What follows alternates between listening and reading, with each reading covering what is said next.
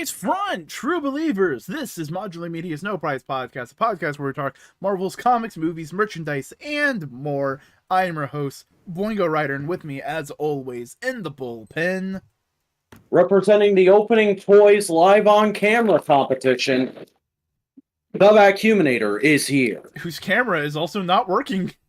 You gotta be fucking kidding me! What's going on with Discord lately? I was so ready to fucking open Scorpion on camera. We didn't even question it. I'm upset. Aww. That could have been a great moment. That could have been a short. No, now we have a different short of things fucking up. I guess. Yeah, no, it's still not coming through. What the fuck? Are you kidding? Okay, it's on now. Can you see me? Hello. No. Alright, I guess I'll leave the call and come back in. What the fuck? Yeah, weird. Hello? I see you're there. You are. Look at that beautiful face, everybody. Christ, look, I got a Marvel Legends, everybody. Oh my god. I'm here. Be excited. Hey, guess who's also here? We have a Buster. Oh, hi, Buster. Hi, representing the disgusted competition, dare I say. You're representing the Toofy competition. No. What? What? Why? No. Okay, there it is. Now it's working. Okay. What? No, it's not. What the fuck? What is going on with the capture software tonight that I keep glitching out? It's not wanting to pick. It's not wanting to keep it up. It's up, but it's not. What the fuck? I can't have you up in the slideshow all at the same time. That's not good. That never happens. Did Discord do a thing? Is Discord being a meanie now? Shaking my head. Welcome to the chat, Aki. Welcome to the scuff. But like, if I hold my mouse on the Discord logo in my taskbar, you show up. That's interesting. So, I guess we have a solution. We have a very scuffy solution. So yeah, no, we're gonna be talking about a lot of things. Namely, the big thing that I think we're all looking forward to, that we've been kind of hyping up for months. Oh yeah. Oh, it just disappeared on me again. Ugh. Jesus Christ. Hold on, you know what? Fuck it. I'm gonna pop my thing up, and I'm gonna leave the call.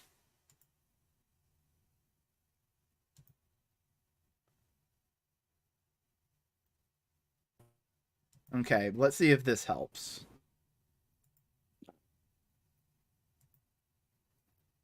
Okay. There we go. There's that. Right, Hi. Roger me will call me anybody. Hello, Yeah. hello, Earth. Is that No, working on it's my end? popping. No, it's popping down. Oh. I don't know why. We're having technical issues, everybody. Live, everybody. Is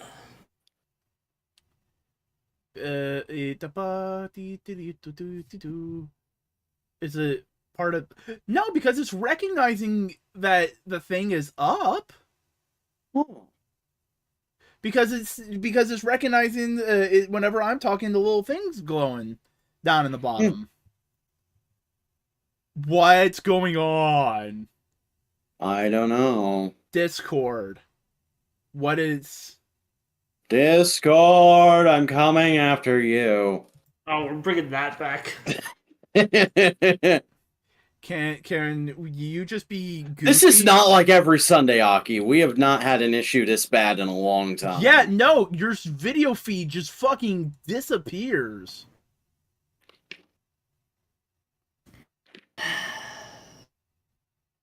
Well, slap my left nut and call me Terry.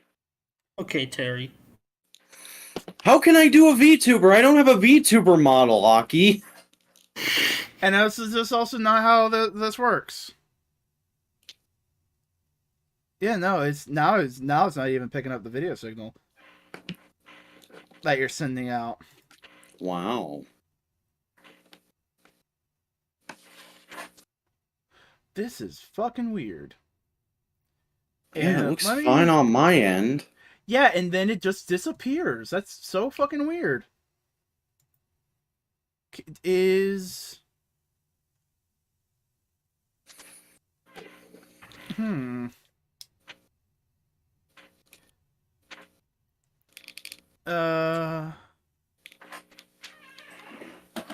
Let's see what I can do. Let's see what we can do. First things first. Let's see if this will do it. That's true that they have no issues, Aki, but I don't even have like a PNG of animated. And you're talking about two different kinds of things. Can you restart your video? Yeah. Hello? Yo. I don't know. Hold on. I don't know, bro. Hold on. Where's your buddy? Where's the thing?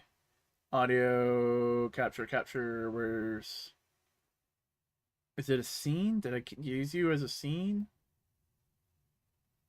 I don't know, bro. Yo. Bro. Bro, yo. Yo. Bro, Joe? fight the power. The power, it'd help if I didn't accidentally mute our mics. They're back on again. Oh my god. Vac is back. Hold on. Backstreet's back. All right. I had to put you on the other monitor for some fucking reason. I had to be a special boy. Oh Hold on. Let's fix something real quick. Buster will be away for a second. Just give us a moment. Okay. The adults need to talk now.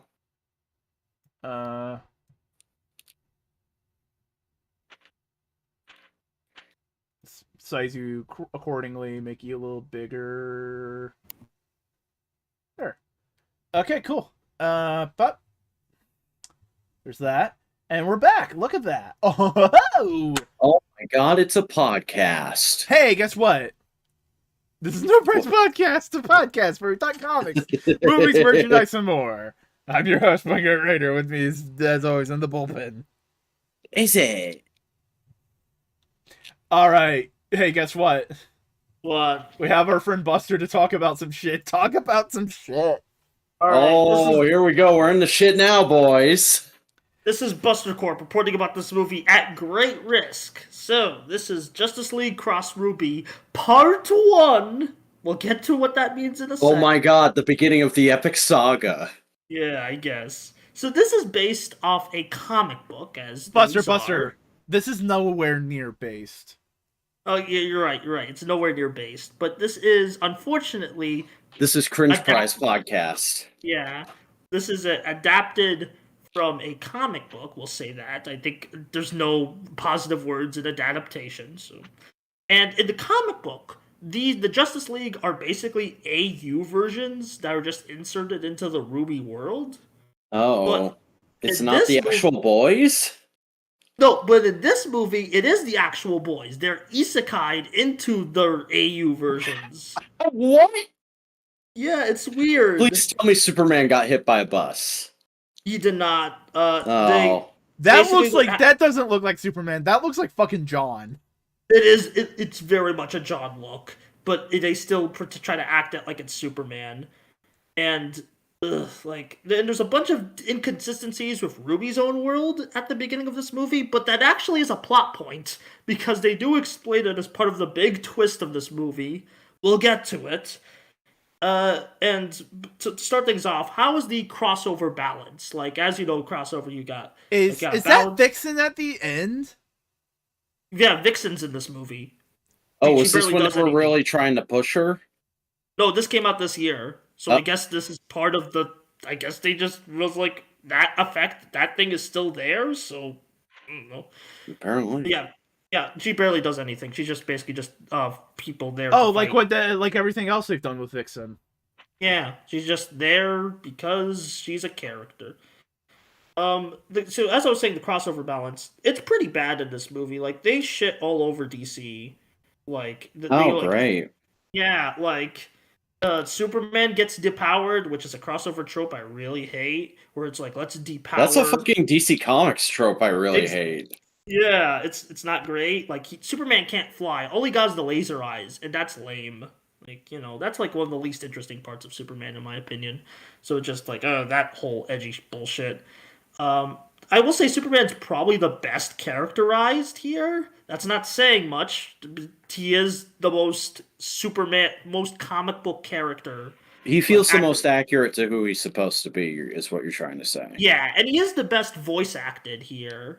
Meanwhile, on the other side, Batman is the worst voice acted and is the worst characterized. He is literally just angsty teenage boy for some reason. I don't know why they decided to do that. Because the only they've read Tumblr posts about Batman and never read a Batman comic. Very true. I don't think they've confirmed that, but it reads that way. The only good line Batman has in this comic, and I mean this movie, is when he's asking himself, how does Clark do it? When he's like flying with his bat wings. Because Batman gets bat wings in this movie, because I guess that's a thing. One of the worst cases of shitting on DC they do is when they were gassing up Grimm as like, oh, the Justice League have never fight anything like this. The Grimm are like the mooks of the Ruby world.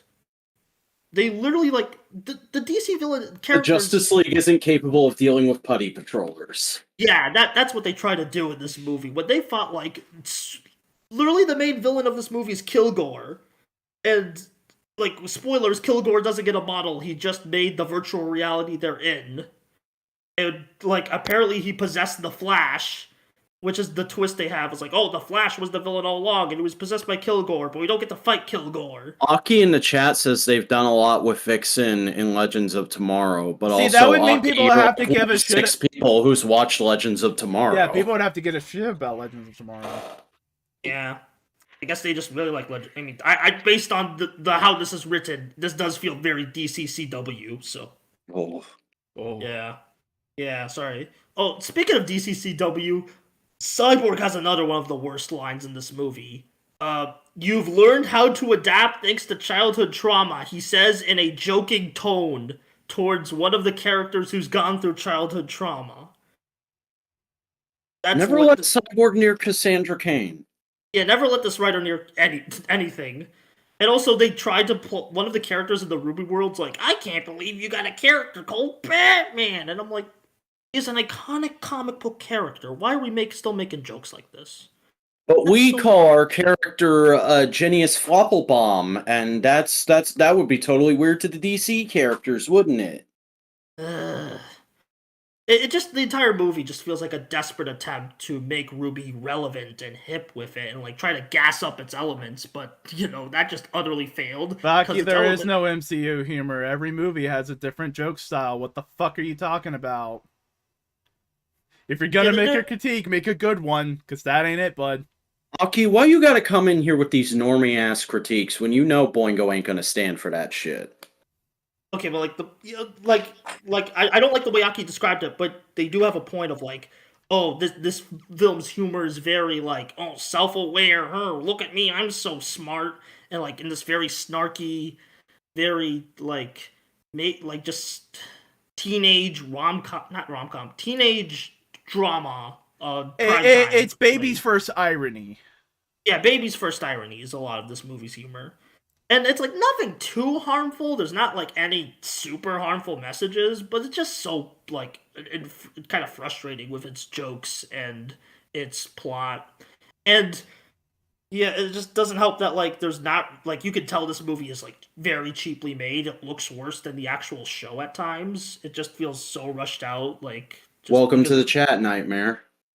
Yeah. Welcome to the Nightmare. And then, like, the thing that cracks me up is that, like, because this is called Part 1, they do this dramatic sequel bait where the Ruby characters wake up in their real world because it was all virtual simulation. and they're like, "Oh, someone must have done it in our world," and they basically just play this dramatic like music that sounds like we're going to a funeral like throughout the whole credits, and I'm like, I'm not watching part two. This was terrible. Ugh. So Ruby is just Sword Art Online, but with shitty animation.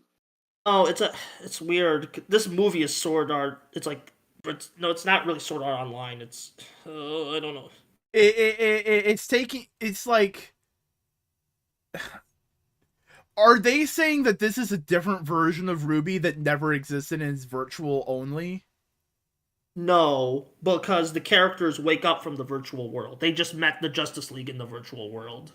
So it's more of like both the Justice League and Ruby get sent to Sword Art Online, and then like they both have to deal with it. Yeah, but it's so focused on Ruby. There's not a single DC Comics location in this movie. There's looking at this fucking still, there's not a single DC character in here. Yeah, they're all just like stupidly mischaracterized. There's like elements of like, oh, that's kind of what DC characters. Is that like, dude in red on the end there supposed to be Flash? Yes, they made Flash Sun Wukong for some reason, even though they already have a Sun Wukong. Exactly, and he doesn't show up in this movie.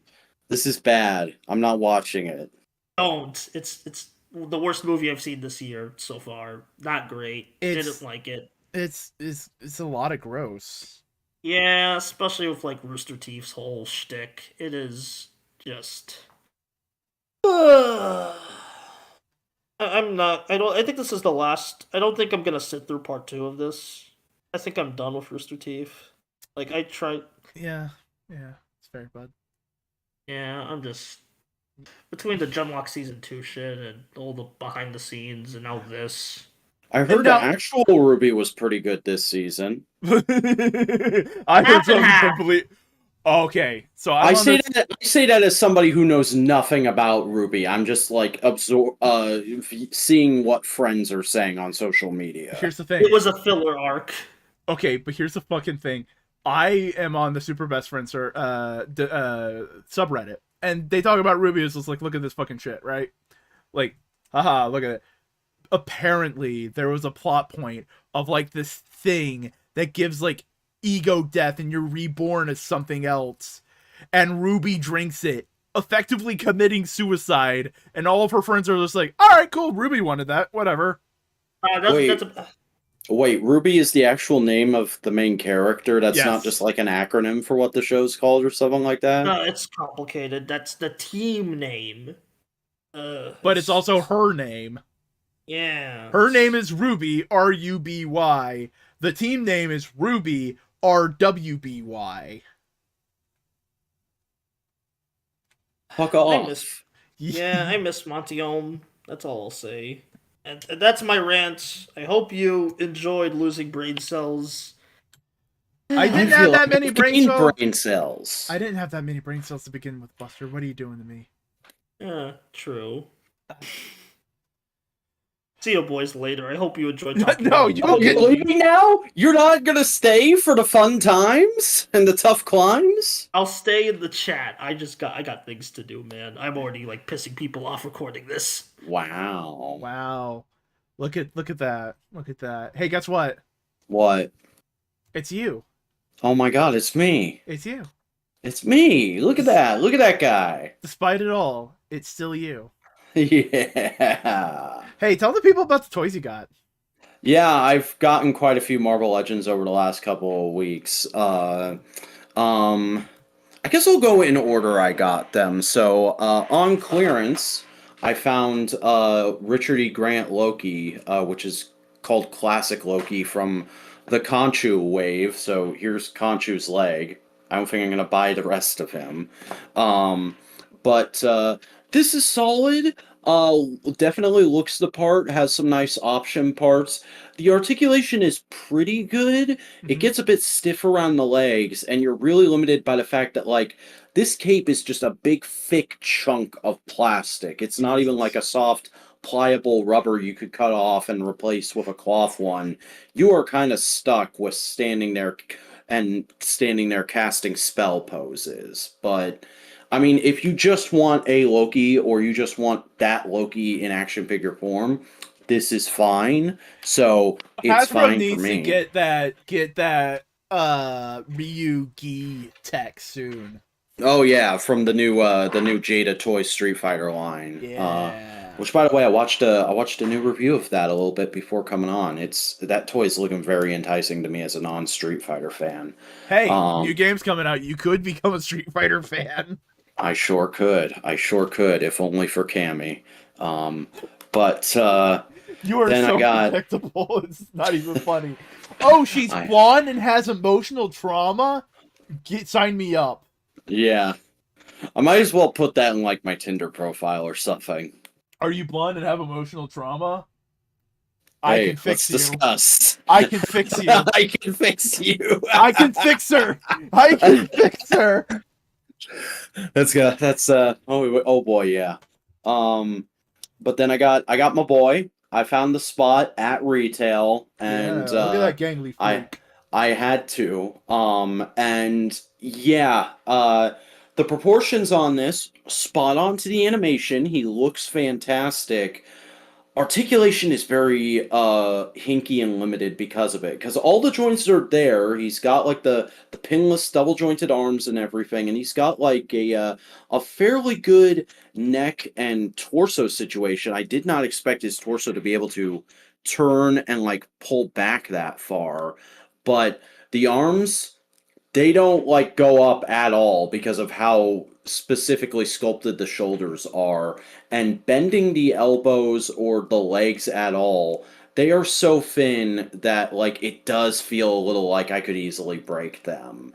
It's very much a figure that's just for the look or just for the character, and like I have been asking for Marvel Legends spot forever, and it does irk me a little bit that we got this before comic book spot, but I will gladly keep this as a placeholder for comic book spot for a while. And then for the 2 seconds that my camera was working, you saw me open Scorpion. And for having Scorpion for like the past, what have we been live like 10 minutes now? Yeah. He's pretty solid. This is just a straight up re-release of the Scorpion that came out in the Molten Man wave, but with the '90s cartoon colors. And I do think he works way better in these colors, and he's a solid figure. Could he be better? Of course, but like I was able to get him into a few poses balancing okay, either with the tail up in the air, which by the way, hey, the tail's a bendy wire, so that's fun. I could get him into a pose with the tail up in the air, doing kind of a dynamic look, and I was also to get into some poses with the tail being used as a kickstand, not overtly looking like that. So I think for just like a decent $25 Scorpion figure, this is pretty good. Like all of these guys kind of have a thing in common of like this isn't the be all end all figure of this guy, but it's good enough for my purposes. Yeah. Have you tried? Oh wait, you just opened it. Mm-hmm. I'm But gonna suggest a what would you pose. like me to try? Holding up a spidery dude, with the tail. Oh, I should totally do that. I definitely want to take some photos of this dude fighting Miles after reading the opening arc of Miles's current book. Ooh yeah. So that's gonna happen at some point. I'm not sure when exactly, but at some Also, point. you could always because that's Matt Gargan. Yeah, You could always do something with Venom. I sure could. Oh boy. Do you know my first Venom figure was a Matt Gargan Venom? Oh really? Yeah, because there was a Spider-Man Classics line that happened kind of in between when Hasbro first bought Marvel Legends and the point when they revived it in the 2010s. And that was when I got my first Venom figure, was the Venom from that line, and that was a Matt Gargan Venom. And I had no idea that that was a thing at the time. The box said nothing about it. It was just like Venom action figure with a scorpion tail that's fully posable. And I was like, oh, that makes sense. I guess because like Venom has the symbiote, he can do like the Clayface thing and like make weapons out of the symbiote and stuff like that. So maybe he just stole Scorpion's thing in a comic once. That was how my kid brain logicked it out. Yeah, no, he was the one Venom that actually ate people. Yeah. Because Eddie never ate people. However, Matt Gargan is a confirmed cannibal. Matt Gargan confirmed cannibal. But yeah, no, Buster got to talk about Justice League and fucking Ruby. Got to talk about your toys. Is there something we're missing? Well, there are some words that have been beneath us for quite a while and might need some correcting now. Oh, you were totally right. Hold on, let's do that real quick. There we go. There we go. Because hey, everybody, Ant-Man and the Wasp: Quantumania is out. Everybody, Ants. ants, Ants. ants, Ants. ants. There's the short. So, Ant-Man and the Wasp: Quantumania is out on home release, a digital release, not on Disney Plus. So we had to sail the seven seas. Yeah, I had to cover more eyes than usual this week. Mm-hmm. And we watched Ant-Man and the Wasp. Man, I've got hiccups. You are having a major malfunction there, my VTube friend.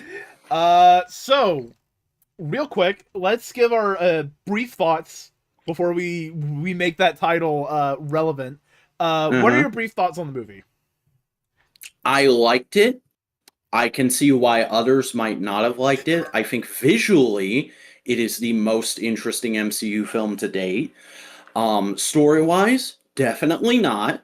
It is very I'm trying to think of a nice way to say this. It's very basic and it's very predictable, but also it's an Ant-Man thing. I'm not expecting the sun and the moon from it. I'm just expecting a fun time with some size-changing shenanigans. And I got that, and I got a few extra little cool things I wasn't expecting, like a freaking cameo from the Beef Boy in the first 2 minutes. Beef Boy! So, for me it was a 7 out of 10. I liked it. I would say it's 7.5 out of 10 for me. I liked it a little bit. I think I liked it maybe a little bit more than you. But it's good. It's a solid. It's a weirdo sci-fi Marvel story. What the fuck do you expect it to be?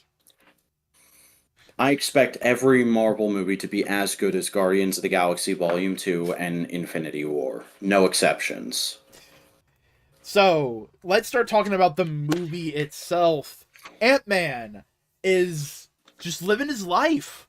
Just going about his day. He's like, fuck, I helped save the world. Time to relax a little. Time to make some bank on that. Time to dine out on that story for the rest of my life. Oh, yeah. And basically his daughter's like, come on. You could be doing more, though. And but you're like, my brain's just going like, yeah, but he's Scott Lang. Let him have a moment to breathe. But that has always been their dynamic, though, is Scott goes, oh, I'm a superhero, isn't that cool? And Cassie's like, but what are you going to do with those powers? You need to be doing more, Dad. And it's really nice to see their daily life, their slice of life, of them just being a family unit. Yeah, like they're fully integrated into the Pims now. Did make me briefly question what happened to Cassie's mom and stepdad, but like I guess they just didn't want to pay to put those actors in the old people makeup for a minute. And also, it's probably like, hey, you've missed 5 years with your daughter. Maybe she wants to be with you. Why don't you have custody for a little bit? So you can catch up. Yeah. Because it's not like they don't talk about her. Mm-hmm. But also... There's a name drop. Yeah. Also, straight up, Hope is now stepmom kind of territory. Yeah, though it's more like it's less like has a relationship with Cassie's stepmom, and it's more like Dad's cool girlfriend stepmom. Yeah. Ants. Ant-Man. And then Hank and Cassie and everybody just go full science nerds. Yeah, I love that. I love that, like, it's Cassie had an idea, and then Hank was like, "Oh, ant science? Hell yeah, let's get on that shit." Ants. They're really playing up the ants for Hank this movie.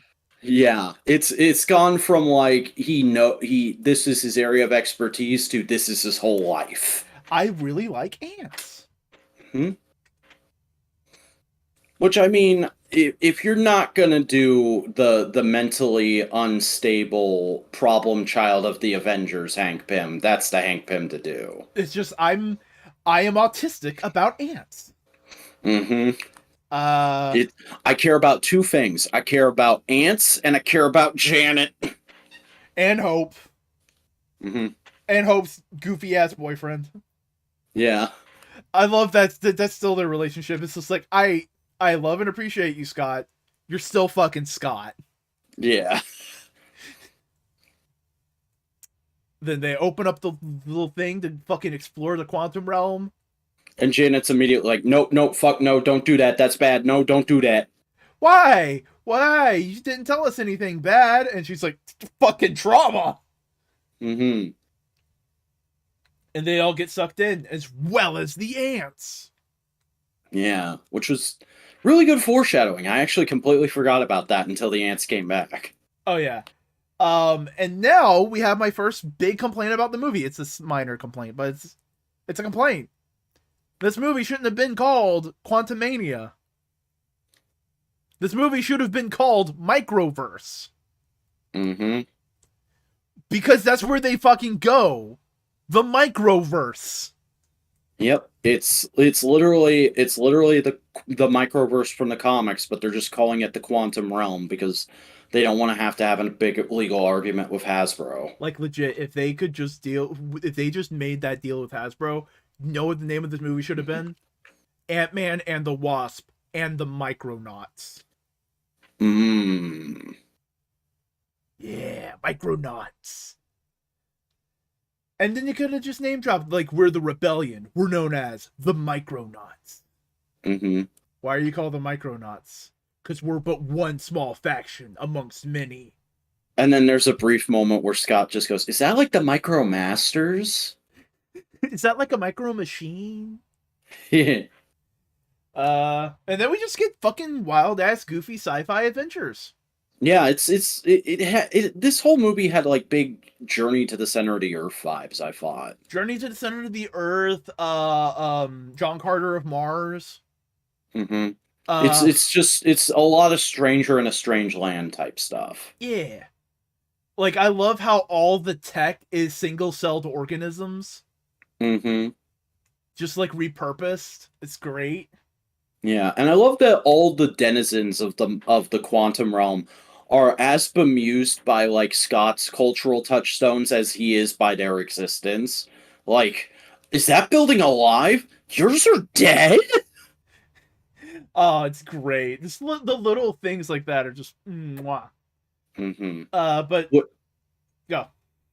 Which I think general audiences probably could have taken that as like, "Ugh, MCU weird out there humor. It's getting a bit much for me." But like, it felt wholly appropriate in this story to me. Yeah, and it's not even like, oh, so that just happened. It's just more of like, wait, that's like, it's not even like. It's just genuine questions that are funny to us. In universe, it's not a joke. Yeah, and like there's some weird little writing things of like that could potentially be taken as goofy, but given the fact that it's a Marvel movie and that it's Ant-Man, I'm like, doing this story beat this way works here. Like the whole way Darren gets redeemed. Oh yeah, because we got to talk about that because Cassie and Scott run into the mechanized organism designed only for killing. And it's MODOK, but it's also not MODOK, because they're extrapolating on a story thing from the first movie. What happened to Darren? He didn't die shrinking down. He gained the proportions of MODOK and then became... I'm not going to say the MCU's MODOK, because I think we could still see like comic book MODOK at some point. But he became the Quantum Realm's MODOK. Because I'm willing to bet Kang just found him and went, "Oh man, this dude kind of looks like MODOK. I can take advantage of that." I absolutely love this interpretation of MODOK, though. Mm-hmm. It's just like, oh, he's gross looking and incredibly, like, pathetic. Yeah, that's MODOK. I love how everybody's like, oh, he looks so weird and bad. That doesn't make any sense. He doesn't look like the comic. Yeah, he does. The comic guy is supposed to look weird and gross and bad. It's just a different way of looking weird and gross and bad that fits more for live action than it would for a comic. And then he still looks like comic MODOK with the face mask. Mm-hmm. It's a good reinterpretation of the concept. We gotta stop looking at the MCU as an adaptation. The MCU is a separate universe like the Ultimates was. No. We have to stop looking at it as a translation. It is an adaptation, but adaptation means things will change. Yeah. Well, I'm thinking more of like 616 to Ultimates. It's like they're basing off the same ideas, but doing something completely new and different. Well, 616 to Ultimate is a retelling. Yeah. This is a different retelling, you know? Yeah. But I genuinely, like, when I first saw MODOK show up, and after the first scene, I'm just like, people complained about this? This is great. This is, like, tying into something already established. They're doing. I really think it must just be, like, people who just aren't hardcore into Marvel or aren't ready for the level of Marvel that the Ant-Man movies get to be, and maybe have, like, skipped the last one or something like that and came in to this one and weren't really prepared for it mentally. They're gonna have to get prepared for a lot, because the High Evolutionary is gonna be in Guardians 3. Mm-hmm.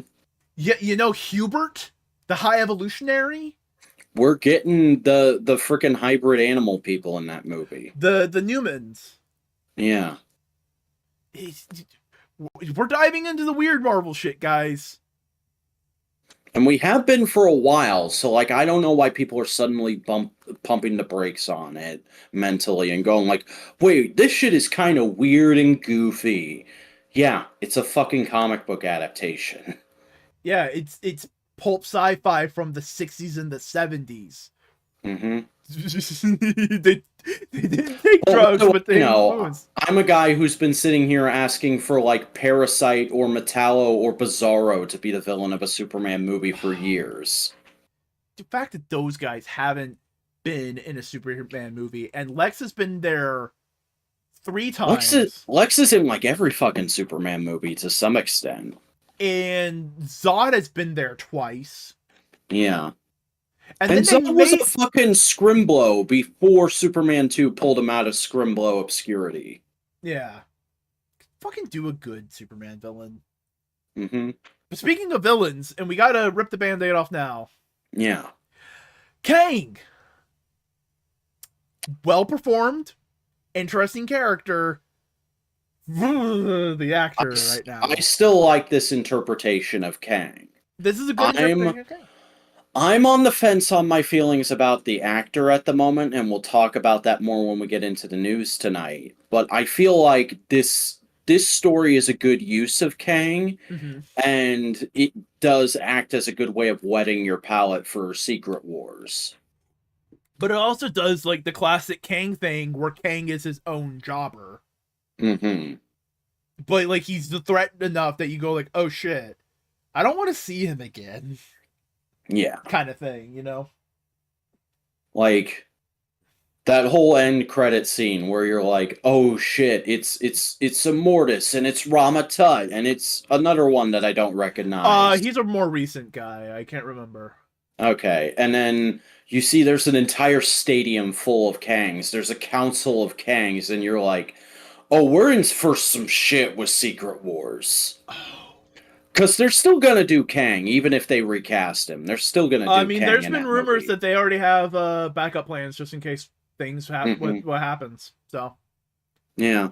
Though apparently there's been no internal discussion about, and this is all rumor and hearsay. There's been no internal discussion from, like, insider reports over the last couple of weeks about whether or not to let him go yet. I think they're waiting to see how the court appearance on is it May 4th happens? I don't know. I will. We'll find out later. Yeah, we'll talk about that later tonight. But this movie, this movie. There's a lot of great little things about this movie. Mm-hmm. Like, this is very much a movie for the hardcore Marvel fans. For the Marvel fans who are going to watch everything MCU and be happy about it, not go, oh shit, I have to watch this. This is also just keep for in the touch. Marvel fans like me who just really love the dumb side adventures. Yeah, and like, if you're not one of those people, like, unfortunately, I'd say this is the first Ant-Man film that you definitively cannot skip, but I don't think you need to go in here with the attitude of, like, this movie is going to be as good as, like, my favorite Marvel movies. You need to go in with the attitude of, this is a side quest. This is a filler episode that will come back to bite the characters in the ass later. Yeah. This is the oh shit, the Avengers are having to deal with a guy, and they go like, hey, we need everyone's help. We gotta fight this guy named Kang, and then Scott goes, oh no. Yeah. Because I love that they did include that. They didn't just totally write him off at the end. There is, like, a whole bit of Scott going, like, wait, he said there's more of him, and that they're coming. That might be a problem. Maybe I should be worried about that. Nah. Because that's totally the Scott way to handle that. But he's also, like, there is a nagging feeling with him of just like, should I be worried? I gotta live my life. Mm-hmm. But what if? No. It's just great for, like, the anxiety of today. I was just like, Kang's gonna show up. Don't know when, don't know how, but he will. I can't do anything about it. Mm-hmm. Fuck. But yeah, I think we've covered everything with the overall of this movie. We should probably get into, like, some more minor things. And I think the most major minor thing to get into is Bill Murray. He's in this movie for one scene. Yeah, it was just like, hey, let's get someone fun to do this. Yeah. MODOK was great. MODOK was fantastic. I love this MODOK. Yeah, we already talked about MODOK a fair bit. I thought it was a good interpretation. Good use of, like, because we had seen photos of his face leak out before we got to see this movie at home release. But, and it works, like, a lot better in motion. Yeah, and like, I did not realize that it was supposed to be Darren, that they got the actor back and everything, and, like, I feel like this is almost an Iron Man free situation, where it's like, yeah, if you're a hardcore comics fan, I can see being upset that they didn't straight up do the Mandarin, but also having this character who's way less significant kind of symbolically be the Mandarin for this movie, and then lampshading comic book Mandarin kind of works better. Like, it's a similar thing here, where, like, would I like to see comic book MODOK in a future MCU thing? Sure, that'd be great, let's do it. But for right now, using that iconography to bring back this villain from the first movie, who is, in the comics, Scott Lang's big bad, and give him something to do and give him a bit of a redemption arc, and not just have him be a big, stupid, purple Hulk monster mash. Yeah, this is a good change, in my opinion. Yeah. That's good. I love seeing all the microverse citizens, because fuck it, it's a microverse. Mm-hmm. And they use some of the ones that characters from the microverse that, like, Marvel owns. Yeah.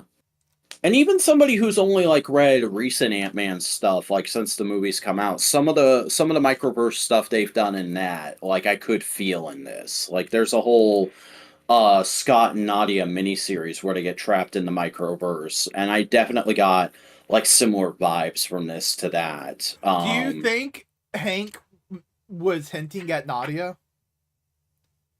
When? Because when they were in the ship, the airship. Oh, yeah, and they're talking about, like, he went on a couple dates with a lady. I don't think so. Fair. That's just more of a thought. Like, I could have seen that being introduced in this movie before we saw it, but, like, at this point, having seen it, I'm like, yeah, that ship's probably sailed. They're not gonna do Nadia. Mm-hmm. Because, like, Michael Douglas has also said in interviews, he's pulling a Harrison Ford. He doesn't want to come back again unless they kill him off. That's totally fair. I would prefer before they kill him off to give him one chance to be fucking Ant-Man. Mm-hmm. Like full on classic helmet Ant-Man. That's something that needs to at least happen in a What If episode. Yeah. Cassie was cool. They never called her stature, but she was cool. They never called her stature, and like she doesn't have wings, but her costume in this is the colors of her current Stinger costume, but she does grow once or twice. Yeah. It's a weird amalgamation of her superhero personalities, and they never say either of those monikers. She's just called Cassie through the whole thing, which feels a bit cheap in my opinion, but her actual characterization was pretty good. Like it's a different tone to the comic character, but it's the same spirit, which is what the MCU typically does, and I think it worked here. Yeah, Cassie was pretty good. Hope got nothing. Hope was just there to go like, Mom, I'm worried about you. Yeah, Hope is just here to be emotional support for Janet and Scott. And you know what? Considering the actress's real world beliefs right now,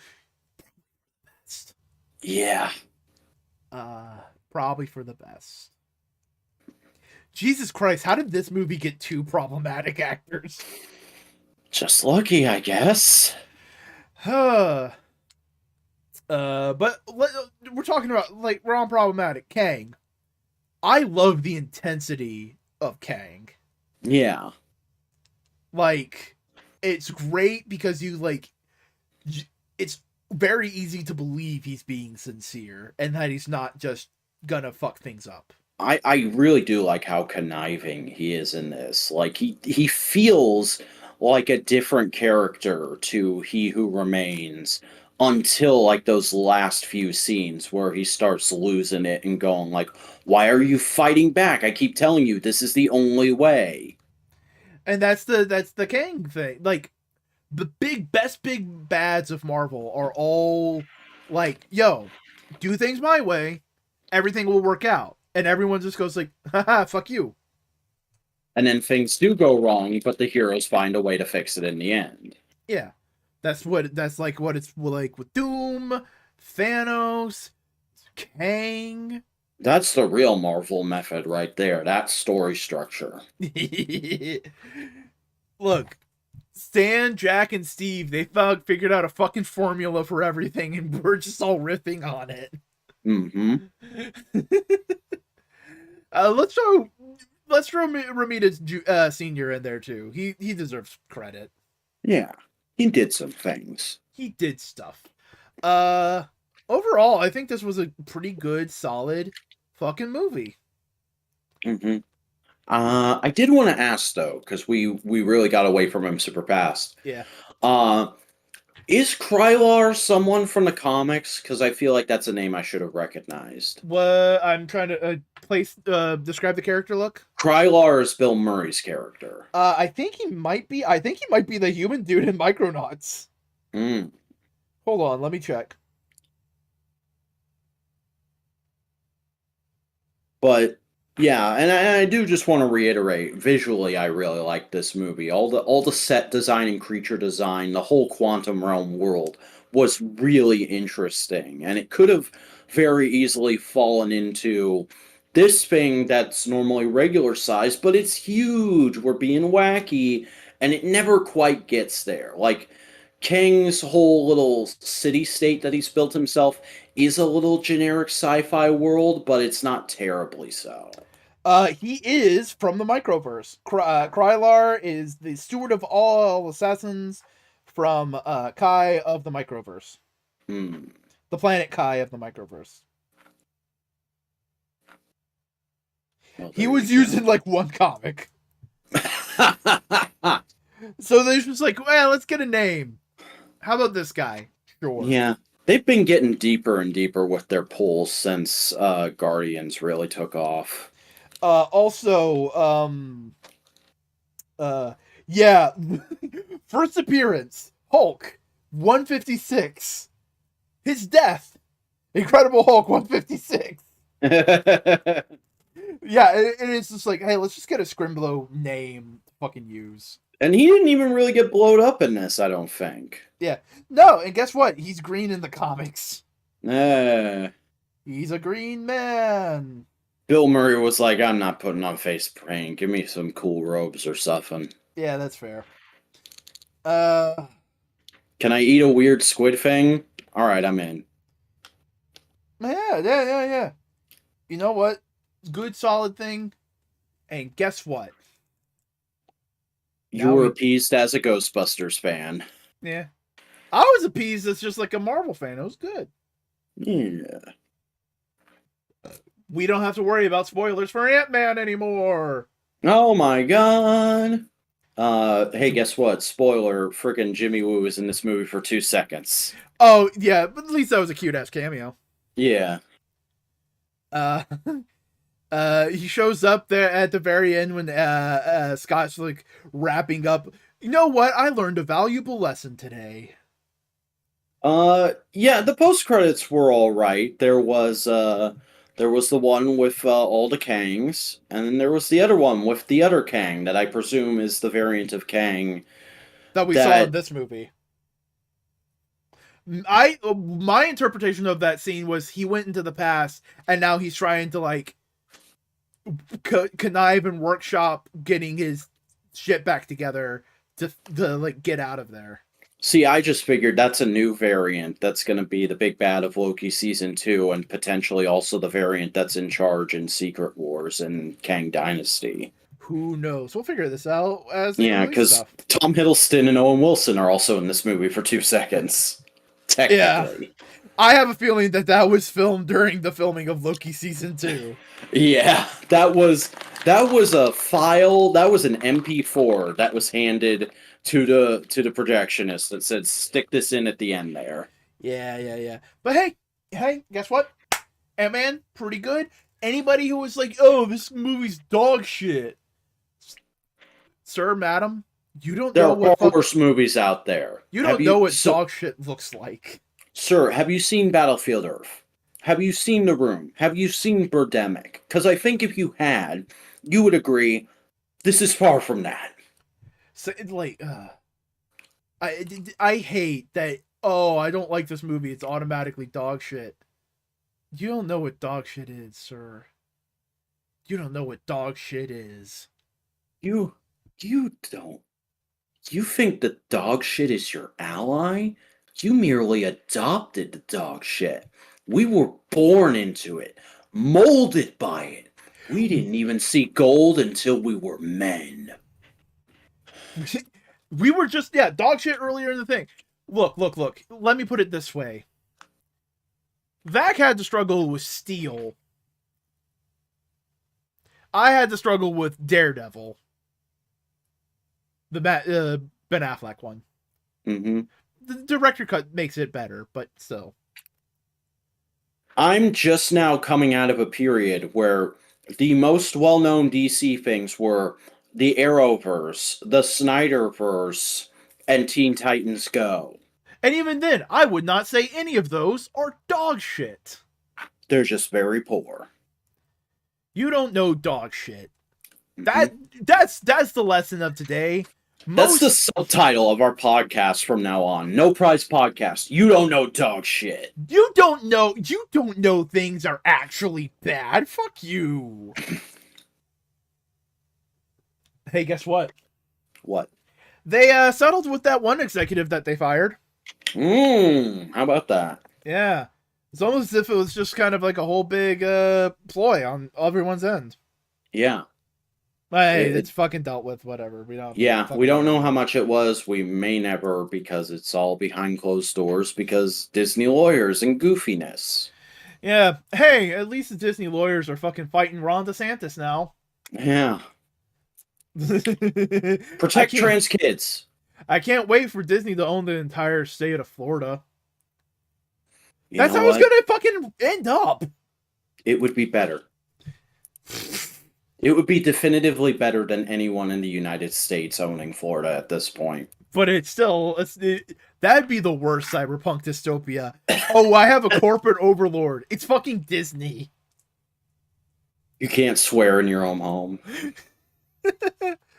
Time for some of this news. Okay, Jonathan here we go. Majors and Manager Entertainment part ways. Actor facing domestic violence allegations in New York City. His talent manager has dropped him. The company that was basically handling all of his arrangements and stuff like that, because he didn't have a manager in the sense we think of it as a person who handles all his shit. He had like an entire management team behind him at Entertainment 360, and they dropped him. And they announced it late Sunday night because they probably didn't want it to be a big deal. But hey, guess what? This whole thing is a big deal. Yeah. Which at the time, my reaction was, that's really unfortunate. I hope he can land on his feet with someone else once he beats all this, because I think he will. But then... more alleged abuse victims reportedly cooperating with Manhattan DA. Yeah, so basically what's going on now is he is set to have a court appearance in early May to deal with the initial allegations, but a good number of people, we don't know how many, we don't know their names, have come forward to say like, hey, this guy wasn't great to me either, I would like to get in on this.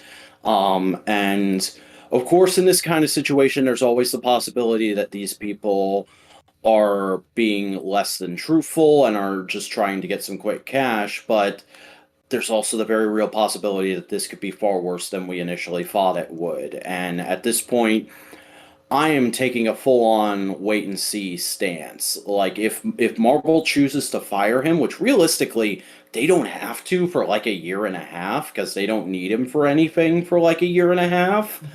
But if they do choose to fire him in the next couple of months, I think that's going to be the big nail in the coffin for a lot of people, possibly also myself. And I'm definitely going to be keeping an eye on this, because I would hate to basically have to absorb the fact that, like, yeah, he was a secret asshole the whole time, because that's... Initially, I was like, this seems like it's a big misunderstanding, and it'll all be cleared up in a few months. It's probably not that big of a deal. But now that there's other people involved, I'm like, could go either way, and that would really suck if it does go south. And here's the thing, it could be, yeah, he was an asshole, but he wasn't, like, physically abusive. He was just, like, emotionally a dick. Which, yeah, emotional abuse is still a thing. But it could be, there's shades of gray. It's fucked, man. Mm-hmm. Hey, guess what isn't fucked? Hopefully something nice. Yeah, Spider-Man's on Disney Plus.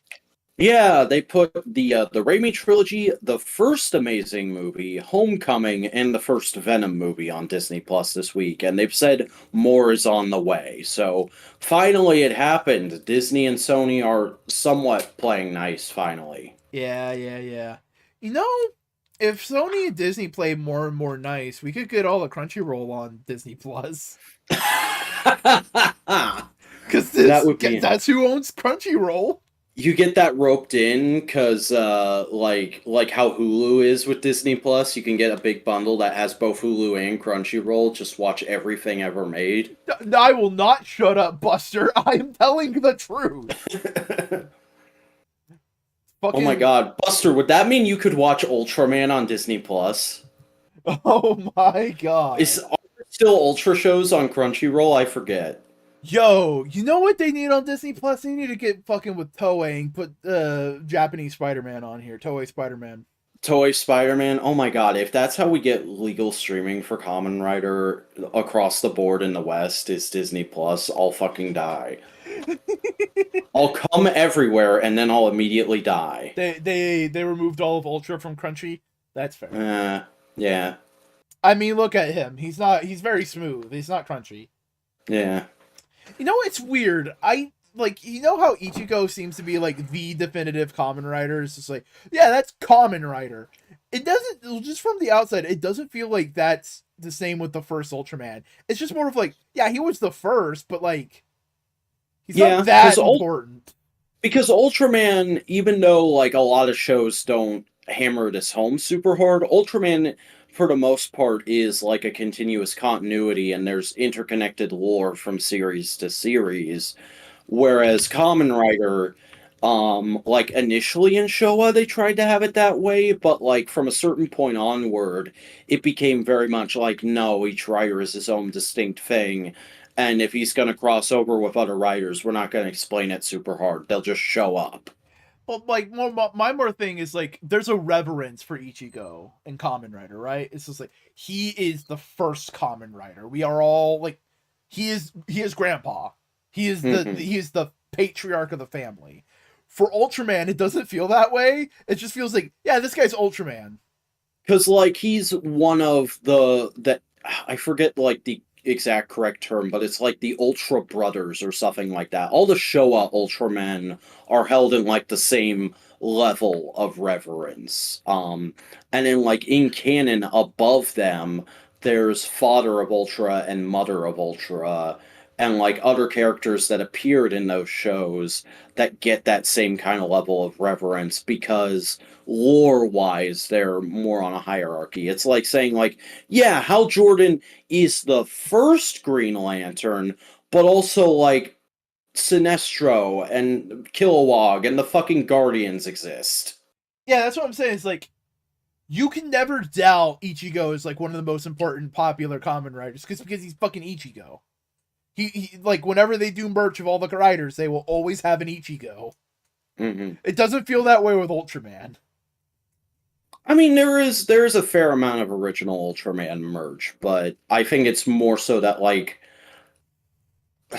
I'm trying to think of a polite way to say this. Bandai isn't quite as scuzzy and whoring out the franchise with Ultraman as they are with Kamen Rider. They're a little more careful about it. Why do I always find myself loving the franchises that are just sluts for merchandise? I don't know, it's weird. You're like the most anti-capitalism guy I know, and yet you seem like you should have way more merch than I do about of most things. Like, oh, I love Marvel. I love Stan Lee. I love how he's a shyster and will sell you the shirt on his back. Let's face it, if you had like $10 to your name regularly, you would be a Marvel Legends completionist. Oh, if I had the money for Marvel Legends, I'd get a lot of them. Mm-hmm. Hey, guess what? We got some still shots for Across the Spider-Verse or the next Spider-Verse movie. Yeah, definitively saying like this is what everybody's Earth is. So they're using 1610 for Miles's universe, so it is definitively supposed to be the ultimate universe in that comic, right? Yeah, that's the Ultimate Universe name Mm-hmm. number. 65 is Gwen Stacy, which I think is actually her in comics number. Yeah. So does that like bother you at all? Because like like the comics don't acknowledge these movies at all, but like they're now saying like this is supposed to be the same universe as those comics. Yeah, here's the thing. You nail it on the fucking head with the 199999 thing, and then you do this. Mm-hmm. You do this. That's cool. The Spider-Man of India. I think 928 is 2099. Oh, 2099 is not the future of 616? I think if they do say it's like a separate universe, it is 929, but more often than not, 2099 is like the future. Mm. I think it's like if we want it to be the future, it's the future. If we want it to be an alternate universe, it's that. Yeah, because isn't it depicted as the future in the Peter Parker Miguel O'Hara crossover from like Yes. the 2000s? It was mid-90s, but yes. Mm-hmm. But yeah. Also, just like speaking of Marvel Legends, I like how nobody acknowledged I got Scott and Cassie out for this episode. Oh yeah, look at Scott and Cass. Yeah, I've had this 2-pack forever, like since I think like in the lead up to Ant-Man and the Wasp, or no, it was like the year before Ant-Man and the Wasp came out. I got these because I got into Ant-Man for the first Ant-Man movie, and then I read all of the Nick Spencer run, which is what this 2-pack is based on. and like I caught up to that about halfway through it happening. And then they made these based on the run, and I didn't have money to get them at the time. And then like 2 or 3 years later, I found them at a convention. Nice. And they're fine, they're solid, but there's definitely not a lot to them because it is literally just like take the female body that they had at the time, take the Pizza Spider-Man body, slap some extra shit on them, call it a day. Hey, are you ready for some Disney propaganda? Sure. Marvel's Stan Lee documentary is gonna release June 16th. Yeah, they like announced this back in November, I want to say. So they've been working on this for a bit, so it might actually be interesting on some level. I don't think it's going to be 100% truthful in the way we know it, but it might actually be an interesting watch. If it were up to me, my Stan Lee documentary would just be about how every time Stan Lee told the story of how he created a character, and just like take all the different interviews, and then it's a game of telephone. And just notice like where he changed the details. Mm-hmm. Because ultimately he was telling a story. How did he refine his story as it went on to make it a better story? You know. At what point did he adopt the mustache? When was the exact point when he stopped being clean shaven? Ooh. Because there's those old photos that yeah. people have been sharing since he died of like, this is what Stan Lee looked like before he was a fucking caricature of himself. Hey, he did it to himself. He knew what he was doing.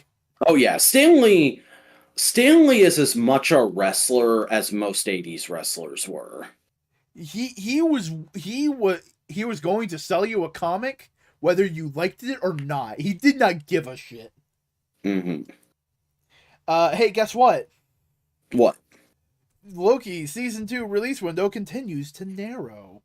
Yeah, so a new report from Variety this week is saying mid-2023. So at some point during the summer, probably, when originally, or actually last week, we had a report saying September. So they might just be kind of shaking it around right now, trying to figure out where it fits in the schedule best. Yeah. Hey, you gotta line it up with the Star Wars stuff. You gotta line it up with the other stuff. Mm-hmm. You gotta make sure it doesn't interfere with American-born Chinese. Yeah. Have you seen any of the trailers for that? No. It looks really cute. It gives off like proper early to mid 2000s Disney Channel original movie vibes. Nice. Hey, guess what? What? Superman Legacy's in pre-pro.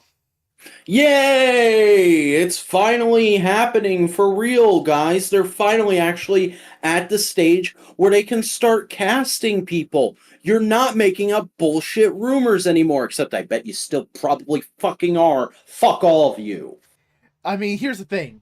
They were probably tentatively casting of this like, hey James, we've gathered like 5 headshots of a couple guys.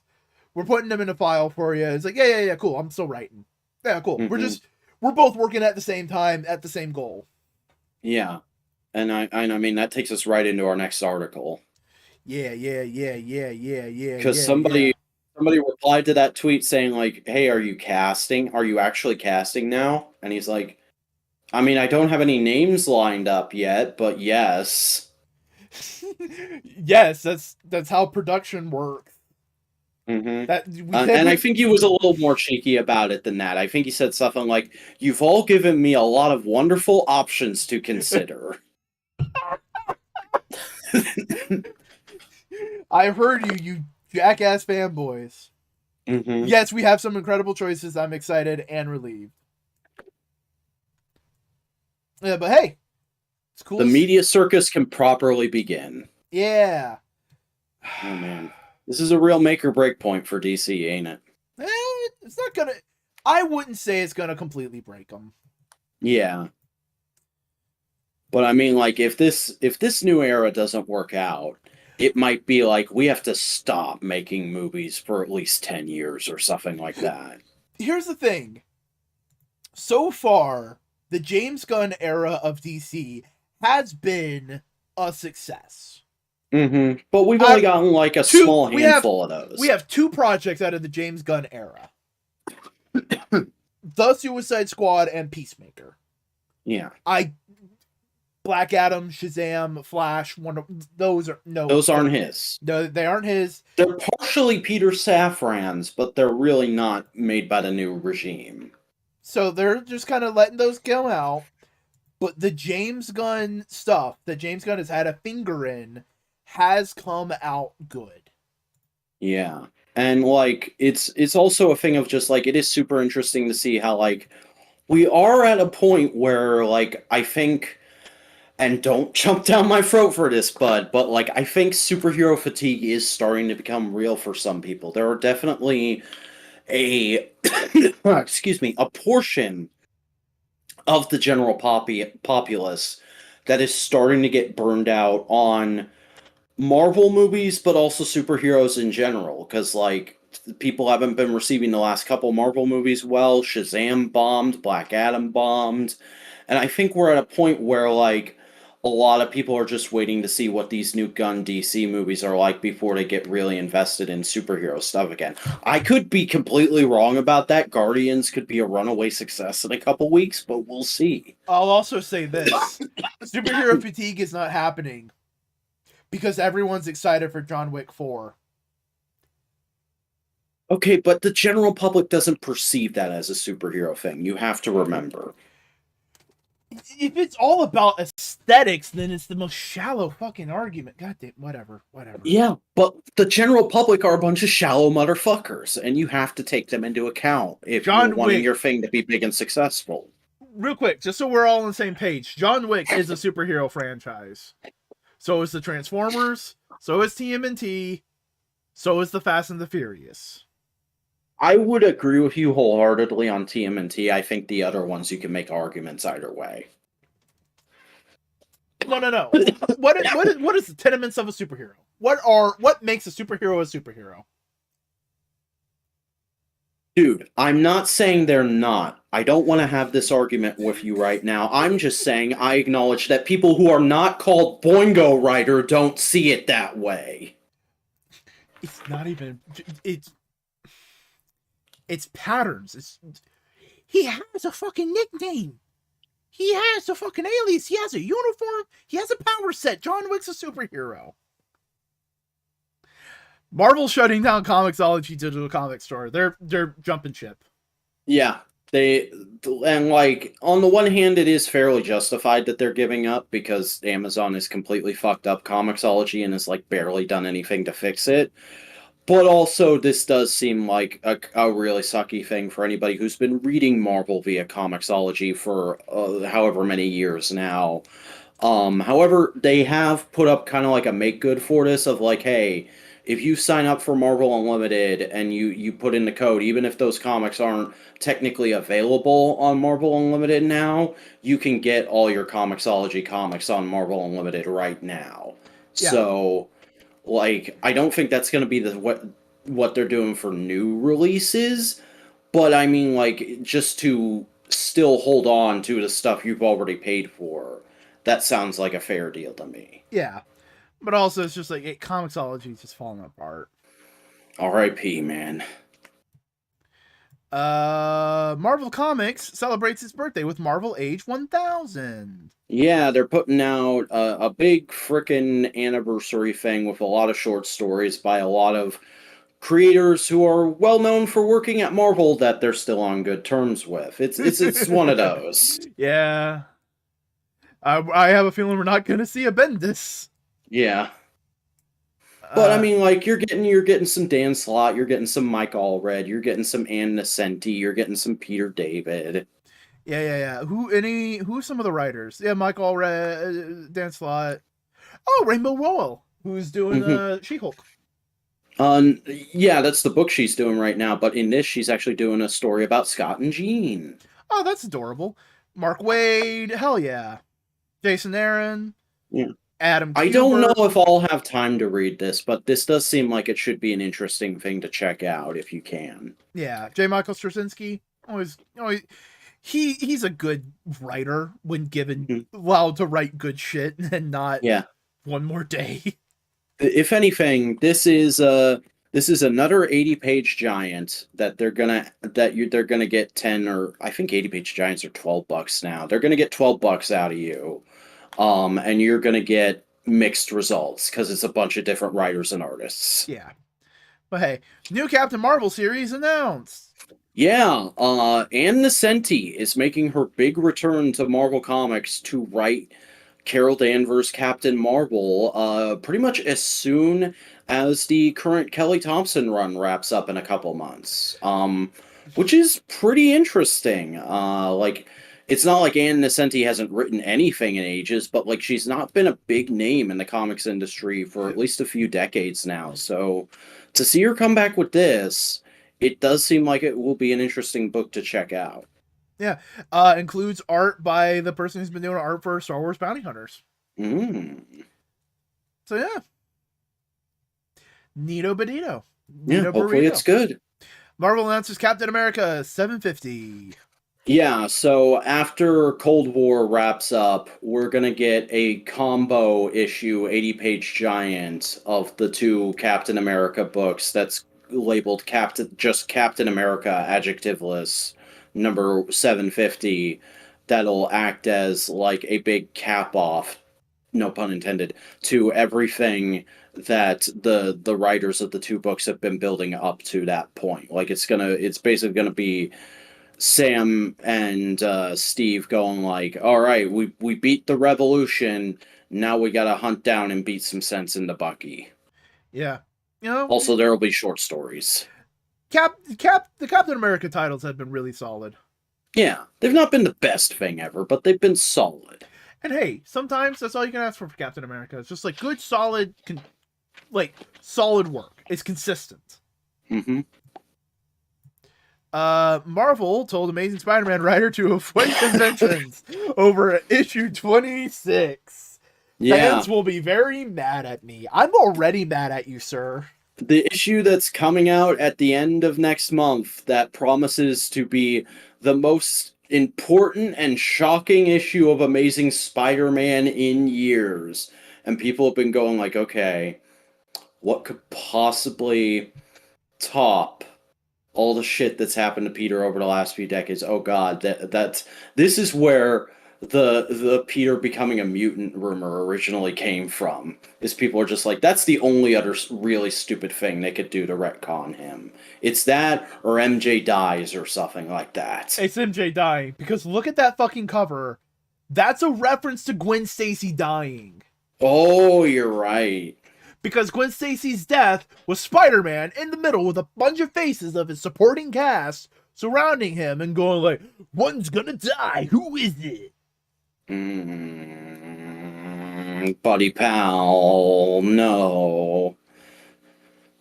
Just put MJ in an Iron Man book again. Why you gotta kill her? Because people are gonna complain that, oh, she's in an Iron Man book. Controversy creates cash.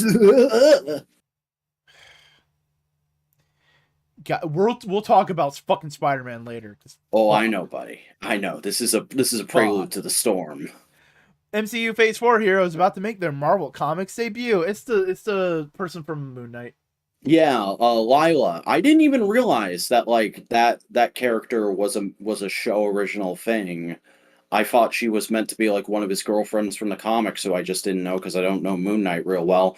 But no, they're bringing her into the comics, and she's going to debut in Moon Knight number 25, and then there's going to be a whole mini-series about her becoming the Scarlet Scarab, because the Scarlet Scarab was a male character in pre Marvel Comics Marvel, and now he's getting they're gonna grandfather him into being a legacy character in what we know as the Marvel universe, and that's how she's gonna get those powers in the comics. I mean, it's not like that's an uncommon thing for Marvel. Oh, we'll do that with Captain America. Oh, we'll do that with Ghost Rider. Mm-hmm. You know. I mean, heck, friggin' Roger. Yep. X-Men Hellfire Gala reveals over 20 high fashion variants. It's that time of the year again, boys. Time to look at kooky, high fashion versions of superhero costumes. God damn. Maybe Mary Jane's not dying because that's issue 29. Mm-hmm. Maybe the thing that changes is they're in a poly relationship now. That would be hilarious if they just both dump Peter. No. They both start dating Peter. And they go, we need a girls' night. We're going to Krakow without you. But also, Mary Jane has the jackpot stuff around her. Oh, yeah, she totally does. Hellcat. Oh, yeah, cool. I really like this one. Hellcat's been solid. Mm-hmm. Also, Amazing Spider-Man 30. Ma'am, we already have enough redhead fucking drama going on in Spider-Man. We don't need you. Avengers number 3. That's a dope-ass Vision. I like this Vision. Yeah, looks sick. Some people notice that there's a lot of bare male chests, and I'm just like, yeah, let men be sluts. Walk, fashion, baby. Black Panther number 2. T'Challa, classy as always. That looks like an outfit T'Challa would just wear to a social function. Yeah, that looks like a suit Chadwick Boseman would have worn. That doesn't even particularly scream Hellfire Gala to me. Like, just that's a thing T'Challa would wear. Yep. Captain Marvel looks good. That is yeah, that's nice. I like that. Oh, you're okay. You're pushing the back button. Mm-hmm. Okay. Deadpool number 9. This is X-Man. Oh boy, X-Man, my favorite. He looks cool. Mm-hmm. Guardians of the Galaxy number 4. More male chest. Oh, look at that Nova. This is the fucking male version of what Carol's got going on right there. That outfit. Yeah. But it looks good. It looks solid. Ghost Rider. He looks like Ghost Rider. Just that's so good. I love that. It's fun. Immortal X-Men with the 5. They all look great. Yeah. Goldball looks good. I know he's Egg, but he's Goldball in our hearts. Yeah. The one good thing Bendis gave us on X-Men. Yeah. A lot of them pretty good. Miles Morales, I have heard some complaints about this. It's just like, it's too much. I mean, I don't love it, but it's fine for a Hellfire Gala look. Yeah. It's fine. I don't know if it's like particularly something Miles would wear, but it's a good Spider-Man Hellfire costume. Yeah. Moon Knight. That could just be a regular Moon Knight costume. Yeah. But it looks good. Also, more male chest. You see a belly button. It's like a mesh. The gay panic is real, boys. Spider-Man number 10 with another Mary Jane? No, that's Firestorm. Oh, yeah, Firestar. Firestorm. Yeah. That's fine. I don't love it, but it's fine. Whoa, I don't like the hat. Isn't that the same outfit Jean wore last year? No, I don't like the hat, Jean. Not a good hat. It's a choice. High Thor. More slutty. Oh. Slutty Thor with a cane, my god. And bare feet. He's like hippie slutty Thor. And then we have Venom. That's Dylan. And that's Dylan? Yeah. Solid. It's cool. It's the symbiote turning into a tux. Dylan's like, Dad, you never take me anywhere. What? Okay, son, I'll take you to the weird mutant party. I like the teeth as like a collar. It's good. Yeah. Wolverine. We got Talon. Yeah, Talon. Yeah. Look at her. It's not the most characterable thing, but it works. Yeah. I like the lace. So I was talking about these covers in a Discord server with someone, and I had to like back up the conversation to explain Old Lady Laura to somebody. I Because they bet. were like, why does she have a gray streak? Is she just copying Rogue for some reason? And I was like, no, all right, here we go. I'm She gonna lived pull a up one thousand. go. She lived 1,000 years in an alternate bubble dimension. What? Hmm. Yeah, she fell in love with Sync. What? Yeah, she Also, comes. there's a young version still running around, so fans don't get too mad. Okay. Days of Future Past. I guess they're doing a thing. And we got Kate Pride Yeah, looking like a bisexual pirate that she is. yeah, like it's not the most unique outfit for Kate's current standards, but it works. Yeah. Sync always coming in with the fucking hot ass looks. Mm-hmm. Oh yeah. I don't think Sync has had a bad outfit. Do you think he's just gonna have his power on all night and people are gonna be constantly bumping into it? Who knows? It looks good though. Then we have Exodus. Not bad, but it's kind of like a typical Exodus costume. Mm-hmm. The goat, the king, This one right here, my boy Wilson. This man's fully embracing his mutant wife's cultural heritage. Oh, Wilson man. Fisk has gone full like he is the mutant equivalent of the white guy who goes, I married a hot Asian chick. I'm gonna fully embrace Asian culture now. He's the white guy who thinks he's invited to the barbecue. Mm-hmm. And I he love kind that of like is. his outfit evokes Julius Caesar too. Oh, it's great. It's just good shit. And then we have Scarlet Witch. Pretty typical Scarlet costume, but good. Yeah. Nice that she's actually invited this year. I like the watercolor in the cover. Mm-hmm. Fantastic Four #9. Look at Johnny. No, that's Iceman. Yeah. That is Iceman. Good costume. Good Iceman. Good. Yeah, it works. Then we have Hollow's Eve. Who invited her? She has a comic coming out. Just fucking give her a variant. Good costume. I like the mask motif. It works for her character. Invincible Iron Man. We got Emma in a pretty. Emma would wear this on a regular day. Yeah, it's not her best Hellfire look, but I do like it. Yeah. And then we have Ultimate Invasion #2. Hi, Xavier. Are you trying to invoke Magneto because your boyfriend's not here anymore? Mm-hmm. He's like, I'm still in mourning. But aren't I fabulous? Yeah. Well, in mourning. X-Force. Hi, Bishop. You did not dress up, Bishop. That's what Bishop just wears on an average day in Madripoor. Yeah, it's just Bishop. Hello, Bishop. Yeah, that's it. A lot of good ones.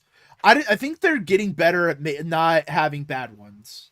Yeah, like a lot of them are like it's more a year of like either weak ones or oh that's pretty good. There's no like outright bad ones, but there's also not a lot. There's like one or two I would say that like oh yeah that's great. Like we're not having a Tony Stark Lazy Sunday costume. Yeah. Because that was a disappointment. It was just like, oh, yeah, no, I'm just wearing a fucking holographic blazer. You know. But then again, none of them really hit the high of, like, what Emma wore the first year. Or, like, what Jean wore the first year. Wore, last year. Yeah. Like, none of them hit the highs, but there's not as many lows. Mm-hmm. Like, the closest I could say to a high there is Kingpin. Yeah.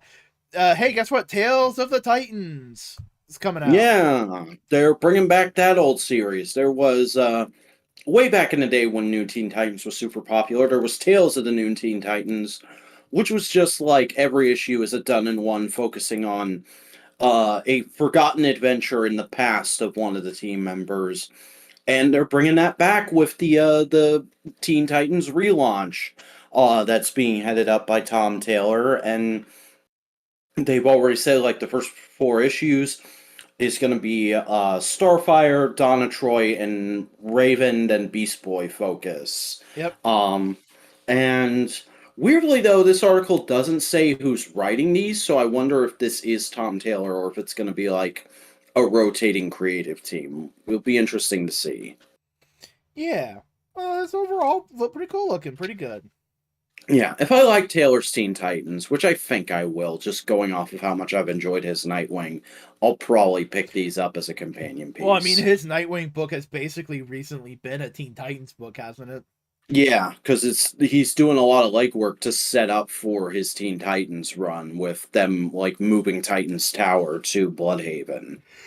Hey, guess what? Power Rangers! Unlimited Hyperforce. They're getting no more Rangers. Yeah, Power Rangers Unlimited has been the way they've basically been doing spotlight issues for the Boom Comics. And they just announced, I can't remember if it's July or August this is coming out, but there's going to be an issue themed around the Hyperforce Rangers, who are the team from the streaming RPG show that was happening during Ninja Steel. Yeah, with Black Nerd Comedies in it.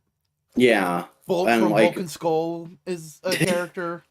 Yeah. Well, he's not playing Bulk. It's the actor playing a new character. Yeah, he gets to actually be a ranger in that, which is about the neatest thing about it. And even then, like, I've never been able to watch Hyperforce. I always, like, I've started so many episodes and, like, not been able to get through them. The only episodes I've actually been able to get through are the episodes that directly tie into Shattered Grid, because they got Kyle Higgins on in the first episode to play a character that turned out to be Pumpkin Rapper. And like there was a great bit where like he had all these written down rhymes for the story they were doing, and then Black Nerd started freestyling at him, and so Kyle Higgins had to start freestyling on the spot and change what he was doing. And then in the other Shattered Grid episode, JDF was on actually playing Lord Draken, and like it was the best performance he had given in years at that point, because Lord Draken was basically an entirely different character who still started out from the same place Tommy did. Yeah. And those were really good, but like ultimately Hyperforce never really caught on with me. So when I saw this, I was like, hooray, we're finally expanding out beyond like books focused on MMPR that mention the rest of the universe with the Boom Comics. Oh no, it's the one team I don't really care to read. I mean, there's other ones that I would be like if they announced they were doing a Megaforce comic, I would be like, God damn it, I have to read that, but I don't want to. But this is one where it's just like I'm completely apathetic towards this team. But the synopsis also says this is directly going to tie into the current storyline that's going on, and it's being written by the current head writer of the main series, with a co-writing credit to the lady who played Hyperforce Pink on those RPG streams. So I guess it's going to be important, and I guess I got to read it. Hey, sure. And hey, who knows? Maybe in terms of like reading it, you'll actually vibe with it more. Mm-hmm.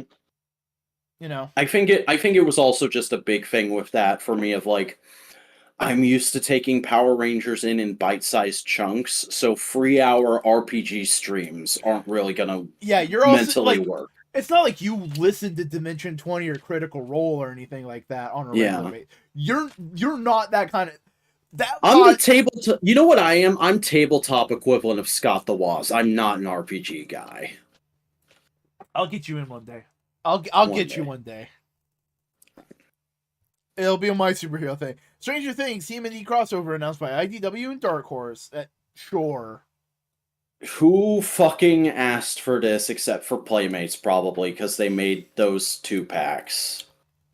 Which were solid toys from what I heard, but also, like, I don't want to read this. It's being written by somebody I've never heard of before, and it's probably not going to be that interesting. It's probably going to be a lot of member berries, but framed through the lens of these are kids from the 80s, so they're meeting characters that they're like big super fans of. Isn't that crazy? And I'm gonna just be like, oh god, here, it's the thing. Oh my god, fuck, Jesus. As long as he gives permission. Consent is important, kids. And I do not consent to reading the Teenage Mutant Ninja Turtles Cross Stranger Things comic book. I will not be it's reading not that. the end of the world. It's not the worst thing to happen. Yeah, it's, if anything, it'll be oh hey, remember that in a YouTube video in 10 years. And like in 2 years, Comic Pop will fucking make a video going like, did you know the Teenage Mutant Ninja Turtles had a crossover with Stranger Things? What? Were you aware? What do you mean? And like, that's it'll probably be an okay episode. That's like 50% of the way they opened that show. Mm-hmm. And like, I think actual comic nerd wise, the most interesting thing about this to me is, oh hey, it's co-published by Dark Horse and IDW. That's neat that they're working together on a thing. Yeah. Hey, maybe they'll make something more interesting out of it. Yeah. It's nice that Dark Horse still exists, because I've literally heard nothing about them since they lost the Star Wars license. They're surviving on the crumbs of Hellboy. They also lost the Alien and Predator license too because of the 20th Century Fox buyout. I mean, the Stranger Things comics probably do fairly well, but I ain't fucking reading them. Yeah. You know what gets my jimmies though? You know what makes me a happy boy? Toy news? Gambit. Gambit toy news. We got the full solicitations for Mondo 12-inch Gambit, and he looks pretty good. He looks fucking hype. It's fucking Gambit. Look at this man. The only, like, problem I could have with it as somebody who's, like, not a huge Gambit, not a huge X-Men fan, not a huge 90s X-Men fan, is just, like, he does come with a head of, like, Mystique changing into him, but he doesn't come with a morph head. And I'm like, if you're going to do the 90s animated series, and you're going to do, like, a face-changing head, alternate head for every figure should come with a morph head. I think Morph never morphed into Gambit, and I think Mystique did. Mm. I think it may be a reference to like actual episodes. God damn, look at that. It's very spot on to the animation. It's a good Gambit. And the cloak actually falls decently enough. Yeah, for a plastic trench coat, it looks fairly well done. Oh, he has a power inhibiting collar. Look at all that. Ah, good photography on this guy. Mm-hmm. Some of the accessories.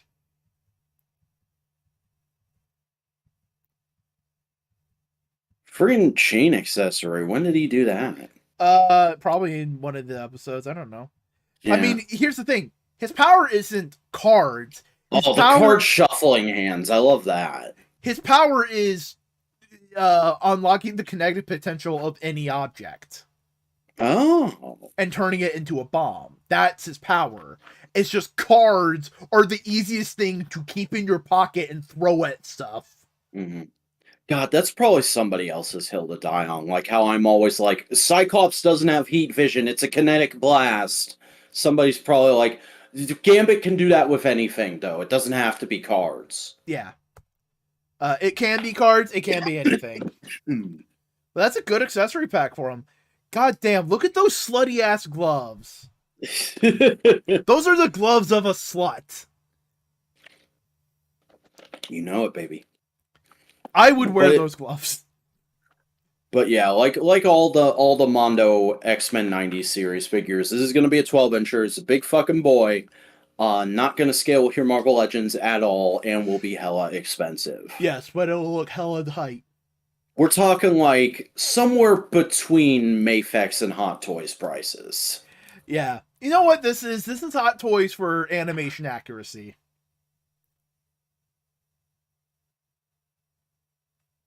Hello, can you hear me? Yeah. You cut out for a second, but yeah, I can hear you.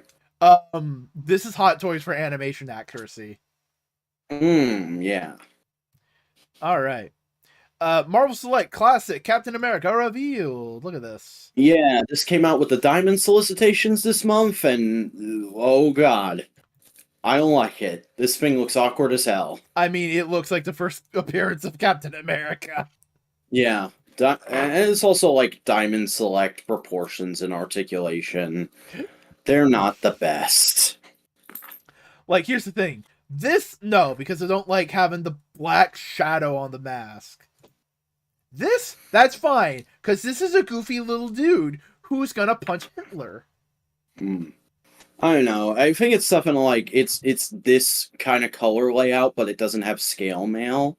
Like maybe that's accurate to the really early comics. It has hints of it on the arms and underneath the star.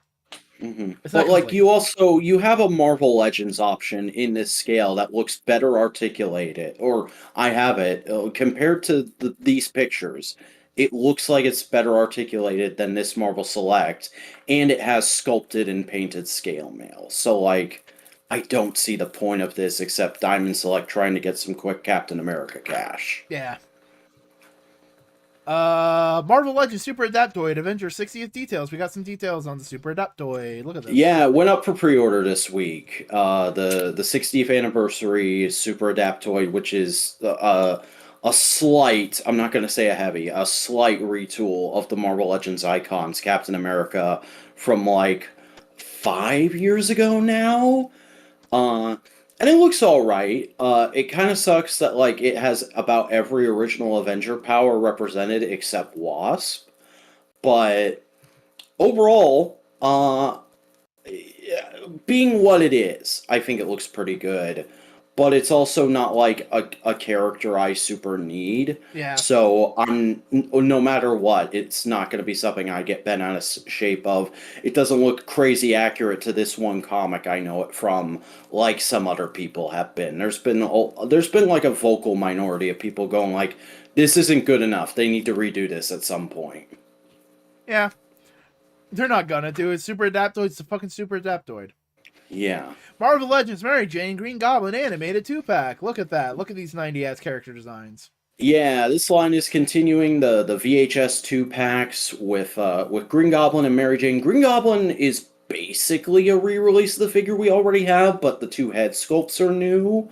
And also we haven't gotten it in these colors before, which I gotta admit, seeing it in these classic-ass colors with the newer, more cartoony head sculpts is doing something for me, but not enough that I want to buy a $50 2-pack to upgrade, because also this Mary Jane, like, it's really cool that we have this look for Mary Jane in the line now, but I'm perfectly happy with Spinneret from the Renew Your Vows 2-pack being my Mary Jane in my collection. Yeah, it's very much a Mary Jane and Goblin of, you like the 90s one? Here you go.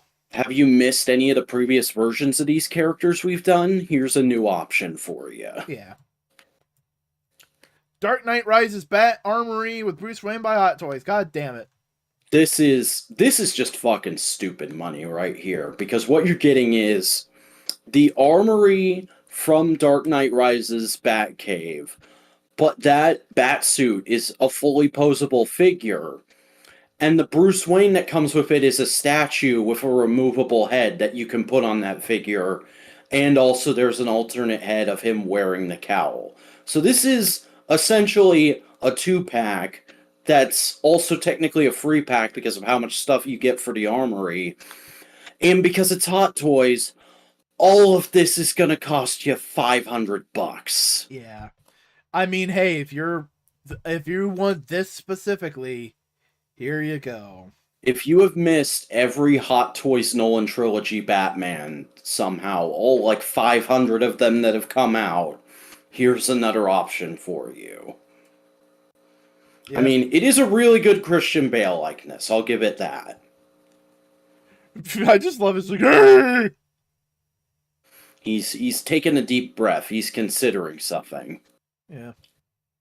I mean, they've updated the sculpt. It's not completely lifelike dew texture. It's a package that looks like it'd be worth it because Hot Toys generally are. It's just neither of us have that kind of money or space. So we look at this and we go, damn, this is rich people toy. Yeah. It's this rich people toy. Mm-hmm. And that's coming from somebody who spent $250 on a bunch of toys this month. Metacom Mafex, Zack Snyder, Justice League Aquaman, $83. Mm-hmm. It sure looks like Aquaman.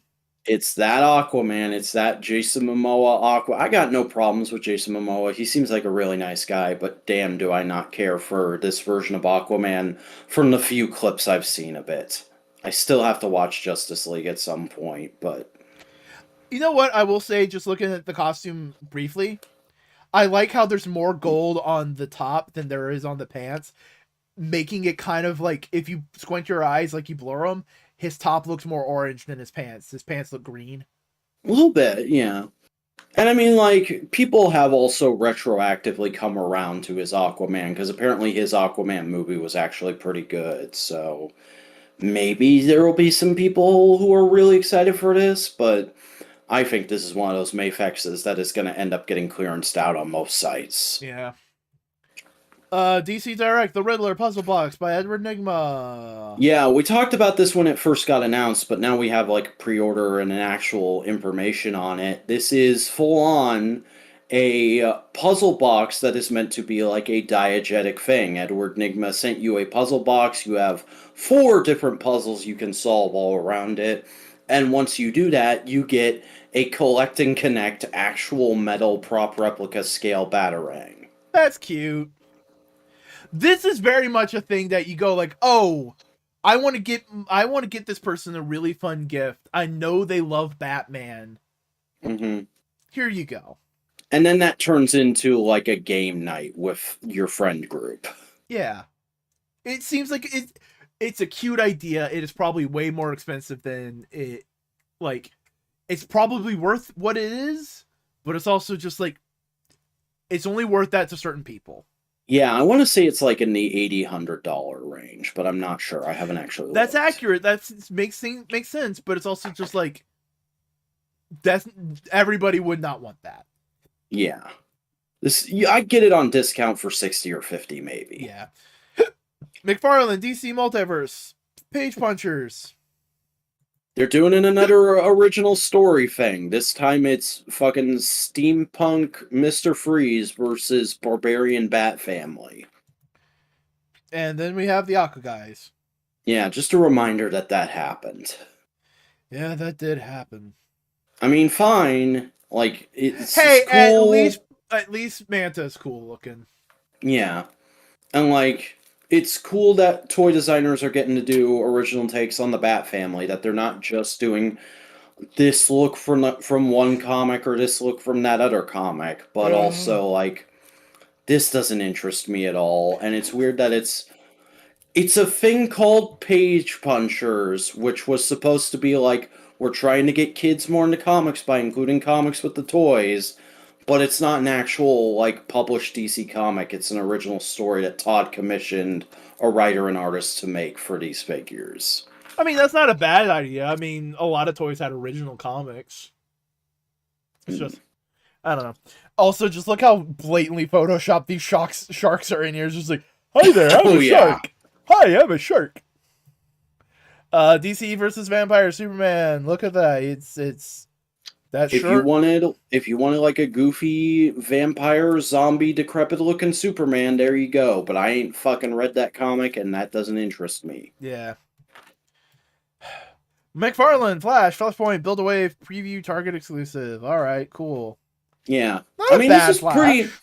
If you just want like a general all-purpose evergreen Barry Allen Flash, this is a really good option for you, especially with that unmasked head sculpt. Yeah.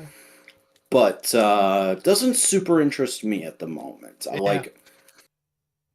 I keep saying it's nice that Todd is getting more into doing evergreen stuff, but at this point, I think the ship has sailed for me with that line. I'm not going to be buying into it anytime soon. They got to definitely build up your trust. Mm-hmm. NECA, TMNT, Man Ray, Shredder Clone, Casey Jones, and Zog. A bunch of stuff went up for pre-order from NECA this week. We got the Archie Comics Man Ray, or Ray Fillet if you're nasty, and we got the Mirage Triceraton and clone mutated Shredders. From Mirage. Mm-hmm. And we got a Casey. And, what's it called? Phantom of the Opera, Casey, for their TMNT X Universal Monsters line. Look at that guy. Yeah. Look at that Chad. I gotta say, Ray Fillet is one of those designs that, like, I don't know Turtles super well, but I like the look of that guy. He just looks like a fun toy. Zog. A classic Triceraton. Yes, I know things about the Triceratons. Well, you're watching 2003, which is one of the few cartoons that actually touches the Triceratons. Okay. I mean, I've only seen the first season, so I'll have to wait for them to show up, I think. Yeah. For people who are unaware, one of the most common reoccurring bad guys for the TMNT in the comics is a group of aliens that looks like Triceratops. That's it.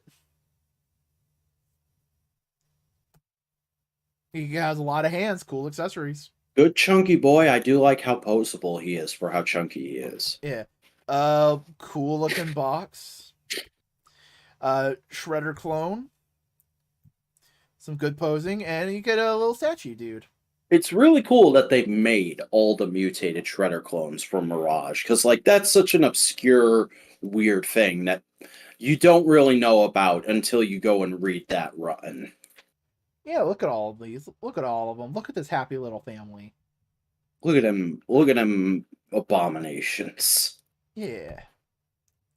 Look good. And then the Casey. Yeah. That's a Casey. I don't love them doing this with Casey. I'm kind of in the camp that says, like, he should have been Van Helsing or something like that. Would have worked better for him. I like the mask idea, though. The mask use is cool. Yeah, I can see the idea here. And, like, I think they've done the best with the concept that they can. And I like how he's, like, wearing, like, it's still sports clothes, but it's like fancy sports, so it's like cricket pants and a Matador shirt. Yeah. Like, it works. It vibes. I can vibe with it. And then there's just a random skeleton head. Yeah. Why not? Yeah, it's fun. It's cool. NECA, TMNT, April's Takeover, Lost Years, yeah. This week for the April Takeover, they put out a teaser image for what people were very quickly able to figure out, because this image they shared is literally just recreating a panel from Last Ronin. We're getting Old Lady April. Nice. Yeah. Yeah, it's cool. Hopefully we get her and Casey's daughter, too. That'd be a nice companion piece for Last Ronin. Who's also called Casey. Yeah. I do. Oh, fine. I'll consent to cookies. Mezco Shadow. Look at that. Yeah, the pre-orders went up this week, and yeah, it's a Mezco. It looks hella good. It's a really good interpretation of the Shadow. I know next to nothing about the Shadow. I saw the Alec Baldwin once when I was a kid, but I, like, barely remember it, so... Yeah, it looks like a pulp hero. Yeah. If you like pulp heroes, if you like the Shadow, this is probably going to be the best Shadow figure ever, so definitely get your pre-order in, but I'll be abstaining for now. Yeah. Looks cool, though. Mm-hmm. That is all the toy news. Hey, got through it, bud. We did it! We still have to talk about comics, though. Oh, fucking hell. Yeah. Yeah, I know, bud. I know. Oh, boy. Hey, guess what? This is a big week. This is a big fucking week. We're gonna be here a while. What the fuck are you doing, bud? I don't know. No, it didn't go full screen.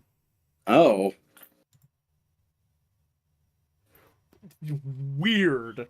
Weird. Are you having technical issues again, Boingo? No, we're fine. We fixed it. Hey, we both read Punisher. This is good. It's good. It's Jason Aaron Punisher. It's fucking good. It's really good. Goddamn that Endo. Yeah. They have now, like, fully... Because Aaron's been dancing around it for issues and issues now, but no, he is full-on gone, like, no, this is how the origin went down. Yeah, and it makes sense. And it's just like, the more we look at the character of Frank Castle, the Punisher, the more it just kind of, like, breaks it down, and it's just like, you can't be sympathetic. Yeah. No, he was fucked in the head from the start, and everybody's just been kind of trying to point him like a weapon. Yeah. And now Wolverine, Moon Knight, Cap, Black Widow, Doctor Strange are all just like, we gotta put an end to this. That panel where Steven's like pulling fucking beast gunk out of him, and they're like, oh man, this is worse than we thought. Ugh, that's chilling stuff. I also really love how Moon Knight's going like, yo, one fist to another, your god's probably a dick. Yeah. It's good. Also, the heartbreak on his wife. Oh, wow. Yeah. It's just altogether real good. Read Punisher, everybody. Read this Punisher run. It's Jason very Aaron's good. shit at writing Avengers. He's great at writing solos. Mm-hmm. We both read X-Force. Hella good X-Force issue. Hella good Probably my X-Force. book of the week, actually. Really? That's good. Yeah, I really enjoyed the whole, like, I mean, Sage freaking says it. This is basically a soft reset issue. This soft reset is basically like, hey, we're done with the B storyline. Wolverine's gonna finish that guy up. We need to do our own thing. We're reformatting the team a little bit. We're getting a new base, we're getting 2 new members, and we're bringing an old member back. I love how he's just like, hey, what's up? Hey, I need your help. Mm-hmm. It's great.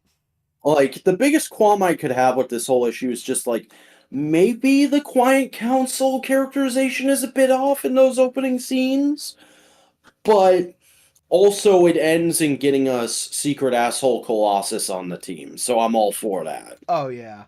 Also, we got young Laura Wolverine on the team now. Yeah. It's good. It's still a Black Ops team, but this episode just feels like a bright, fresh air breath, you know? It's just like, we have been I love how they introduce Laura to the book, where friggin' her, Juggernaut, Blob, and Strong Guy are playing a game of Take the Shot. Yeah. Did your dad come up with this idea? Because it sounds like something Wolverine would do. If it sounds like something Wolverine would do, it's probably something Wolverine would do. Mm-hmm. It's good. I love the ragtag trio of Black Tom, Deadpool, and Red Omega. We are the assholes who nobody else will be friends with, so we have to be friends with each other. And, like, I love how they all just accept it. Mm-hmm. Also, the new fucking treehouse base is really cool. I like the design of it. Yeah, and I like the mindset behind it of, like, we hid in the underground too long. We need to be open with what we're doing. Mm-hmm. It's the same thing as, like, the main X-Men team having a treehouse base in New York. Yeah. Overall, really good issue. Yeah. You read Gwenpool. Yeah, Love Unlimited number 45 came out this week, and this is where we get the full rundown of what's been going on with Julie Power since we last saw her in comics. Because after she saves Gwen, they go and just kind of like recoup / have an exposition scene / catch up in a little diner. And we find out that Julie got broken up with, didn't take it well, went to space, met another lady and fell in love with her, but they realized they weren't a good match for each other in the end. And then she decided, you know what, I'm gonna take a break from superhero shit. I'm just gonna go finish college at Empire State for a little bit. And then she happened to bump into Gwen while leaving class one day. And like there is all like as she's explaining this, Gwen just keeps increasingly going like, "Oh man, I totally have a shot with this girl. She's totally into me and is like telling me her life story. Oh shit. Oh man, one of my favorite characters I could potentially be in a relationship with.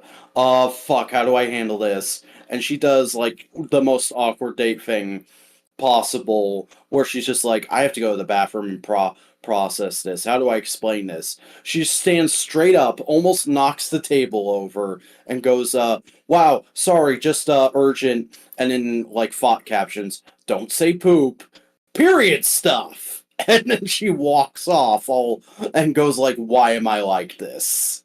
Uh, Um and then she like has a little discussion with the reader of like, okay, don't judge me, you would do the same thing, right? And like, this is gonna be fine, let me just peek ahead. And she starts climbing into a panel, and for the first time in a Gwenpool book, we get to see what other people see when she's climbing into hold on. panels.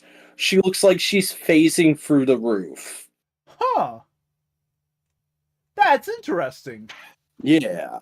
Um and it's like this whole sequence of her like diving through the internet, making sure she's not going to screw with creative plans and finding her way to the website for Empire State and going like excuse me. Okay. The best way to do this is to like get us on a schedule where we can hang out together a lot, and it's not like me trying to force my way into her life. So I'm gonna sign up for classes at Empire State. Okay, let's see. What do I do here? Wow, hacking doesn't look as cool as it does in the movies. That's weird. Um, what grade should I give myself? All A's is not realistic with my ADHD. Yep. I saw that. Um, People were yeah. Yeah, but I'll give myself A's and all the right stuff. And so now Gwenpool is going to Empire State University for game design. Um, and she goes back to the table and she's like, "Sorry, that was really awkward." And she's like, "Oh, no problem, I get it. Hey, do you want to like hang out or something?" And literally, like at the same time, she asks her, Julie Power flat out goes, "Will you go out with me?" Oh. And it's like, okay, full on meet cute. They're gonna be a thing, and we'll explore what their actual relationship will be like next issue. It's gonna go horribly. Yeah, because it's Gwen. Things can't go right for more than an issue for her. She's also a horribly socially awkward comic book nerd. Mm-hmm. But she's gonna learn from this experience to become a better person. Yeah. I read New Mutants Lethal Legion. Hey, how's that book going? Okay, so two big things happening. Wolfsbane and the new male character are running around the sewer. They're just running away from a monster. They run into a group of humans who are like living in a bunker in the sewers and going like, mutants are gonna replace us one day. Fuck you, mutants. And they're like, all right, fuck you. That is not great. Yeah, but eventually they take care of the monster and all that kind of stuff is dealt with. Escapade, Cerebellum, and Honey Badger are going on a little side quest because they just want to cheer themselves up. So they're gonna fucking steal from this one dude who's doing henchman tryouts. Oh, nice. They do the henchman tryouts as like disguised people. They steal some costumes from the 90s. And they are competent people and not side character buffoons, so they win the fighting tournament. They beat everyone up, so they're just like, the guy's just like, yeah, cool, I'm hiring you guys, sweet. So he's like, all right, cool, I want to have a meeting with like everyone individually. Hey, you first one, and it's Escapade, and she's like, oh, okay. And he goes like, hey, so I'm just gonna say everything that sounds really, really cool. Of like, oh, we're all outcasts and all that kind of stuff. Just, oh my god, I feel this. And then he goes like, hey, would you like some of this alcohol? And she's like, no. It's like, hey. This alcohol is actually this kind of wine, which is made from like the stems and the mush of the leftovers when you make normal wine. So it's like kind of like the refuse of like it's representing what I'm kind of like trying to present to you as like, oh, we're outcasts and we're making something new. And she's like, oh fuck, it's not wine, it's the story. Shit. Am I agreeing with this guy? And then everything falls apart and he goes like, oh, fuck you. And now they're in danger. It's cute. Yeah. You read Wonder Woman. Yeah, Wonder Woman number the fucking I gotta get 798. Yeah. This issue was kind of lame because it's a lot of characters just yelling at each other and going, "We're gonna fight in a minute," and then Wonder Woman actually tries to fight some of the gods, and she gets her ass beat by Hera, almost fucking dies. And then Mary Marvel runs out of literally nowhere and goes like, "Oh shit, Wonder Woman, I'll save you. Take my powers." And then Wonder Woman gets to become the DC Universe's God of Thunder and goes and lays the smackdown on the gods. This is what her God of Thunder look is. All right. Um, Was that Crack-a-Thum behind her? it was. Crack-a-Thum is the noise Thor's lightning always makes. Yeah. Oh, and then in the backup, because Mary lost her powers, we see a brief moment before the final battle. Wonder Woman gives her a bunch of like superpowered Amazonian trinkets so that she can fly and have super strength and invulnerability while just wearing regular clothes. And she's not going to call herself the new champion of Shazam anymore. She's going back to calling herself Mary Marvel. So great. I'm so glad we did that whole miniseries. Yeah. Maybe a reverse at the end of the story? Hopefully, because like otherwise you've basically, after giving her character a huge shot in the arm, gave Mary a big downgrade to basically be. I mean, like I don't want to push Donna or Cassie under the rug or anything like, but she's basically been no better than a Wonder Girl in this story. Ugh. Hey, whatever. So, you did not like this book. Nope. I read She-Hulk. Hey. Is her life continuing to be a headache? More and boy. more capes and more heroes and villains are coming to her law office wanting her representation. Her boss is accepting everybody, including people like the Vulture. Oh. So she's going like, I have to fucking represent the Vulture. Oh, that sounds like bad. Yeah, it is. She has like a cute little lunch date with Jack of Hearts, and he's like, I thought I really can't eat though. Yeah, but it's like they're just hanging out, and he's like, I thought I wanted to do poetry. I enrolled in college to do poetry, but everyone in the class is just like really emotional, and I can't handle that right now. And they all look at my face as like it's weird. And like I don't look at their tattoos, and my face looks 10 times better than their tattoos. And he's just like, I don't know what I want to do. And She-Hulk's just like, hey, it's cool. Just do whatever you feel like you need to do. And so that's cute. Just vibe, bro. Just vibe. Meanwhile, she's trying to contact the Fantastic Four, and then Reed Richards calls her, and so it's like, hi, Sue says I need to call people more. And I just was like, I feel that, neurodivergent man. I know what you're feeling. And he basically goes like, hey, we're dealing with the thief guy. We don't need your help right now. And She-Hulk's like, no, he fucking embarrassed me. I want to fight him. And Reed's like, no, we have it. We'll call you if we need you. And she goes like, fracka, calls up Thing and goes like, hey, Ben, when are you doing this? He goes like, yeah, you come to this time, we'll fight this guy. So she shows up when the thief is happening. He like jumps the fence. He goes like, oh, hey, the green hot chick. What's up? Want to dance? And she's like, this isn't a dance. And he goes like, it feels like we're dancing. Oh my god. And it's just like it's flirting all the way, and it's just like, it's the temptress, it's the tempter. Reed steals the thing he was stealing, and he gets away. She-Hulk is fun for what it is. If you are wanting lawyer action, no. If you are wanting fun rom-com, yes. It's good. And there's a backup where She-Hulk tries to do a book club with a lot of the Marvel ladies. None of them read the book. They started, but they didn't finish. There's a lot of cute gags. Sue has. Who is there? Sue Richards. Mm-hmm. Hellcat is there.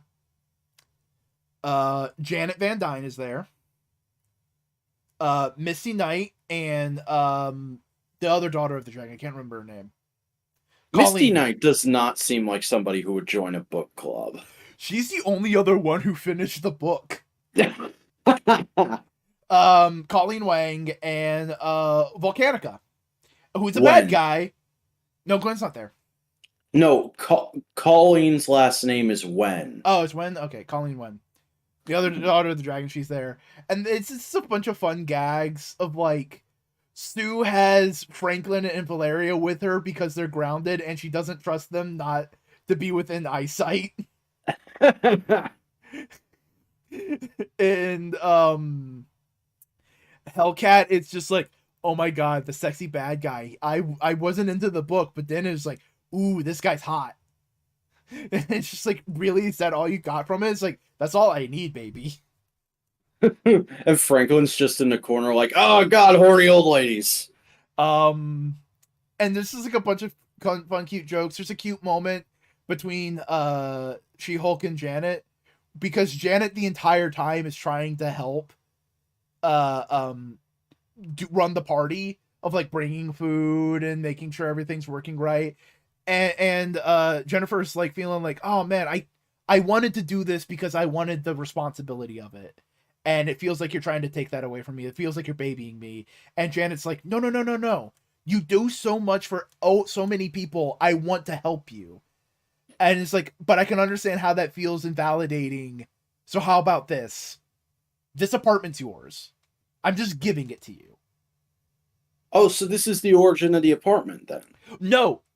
This is in continuity right now because the apartment was in Janet's name. Now it's in Jennifer's name. Jennifer owns the apartment. Okay. Now. She owns it outright. Yeah. Huh.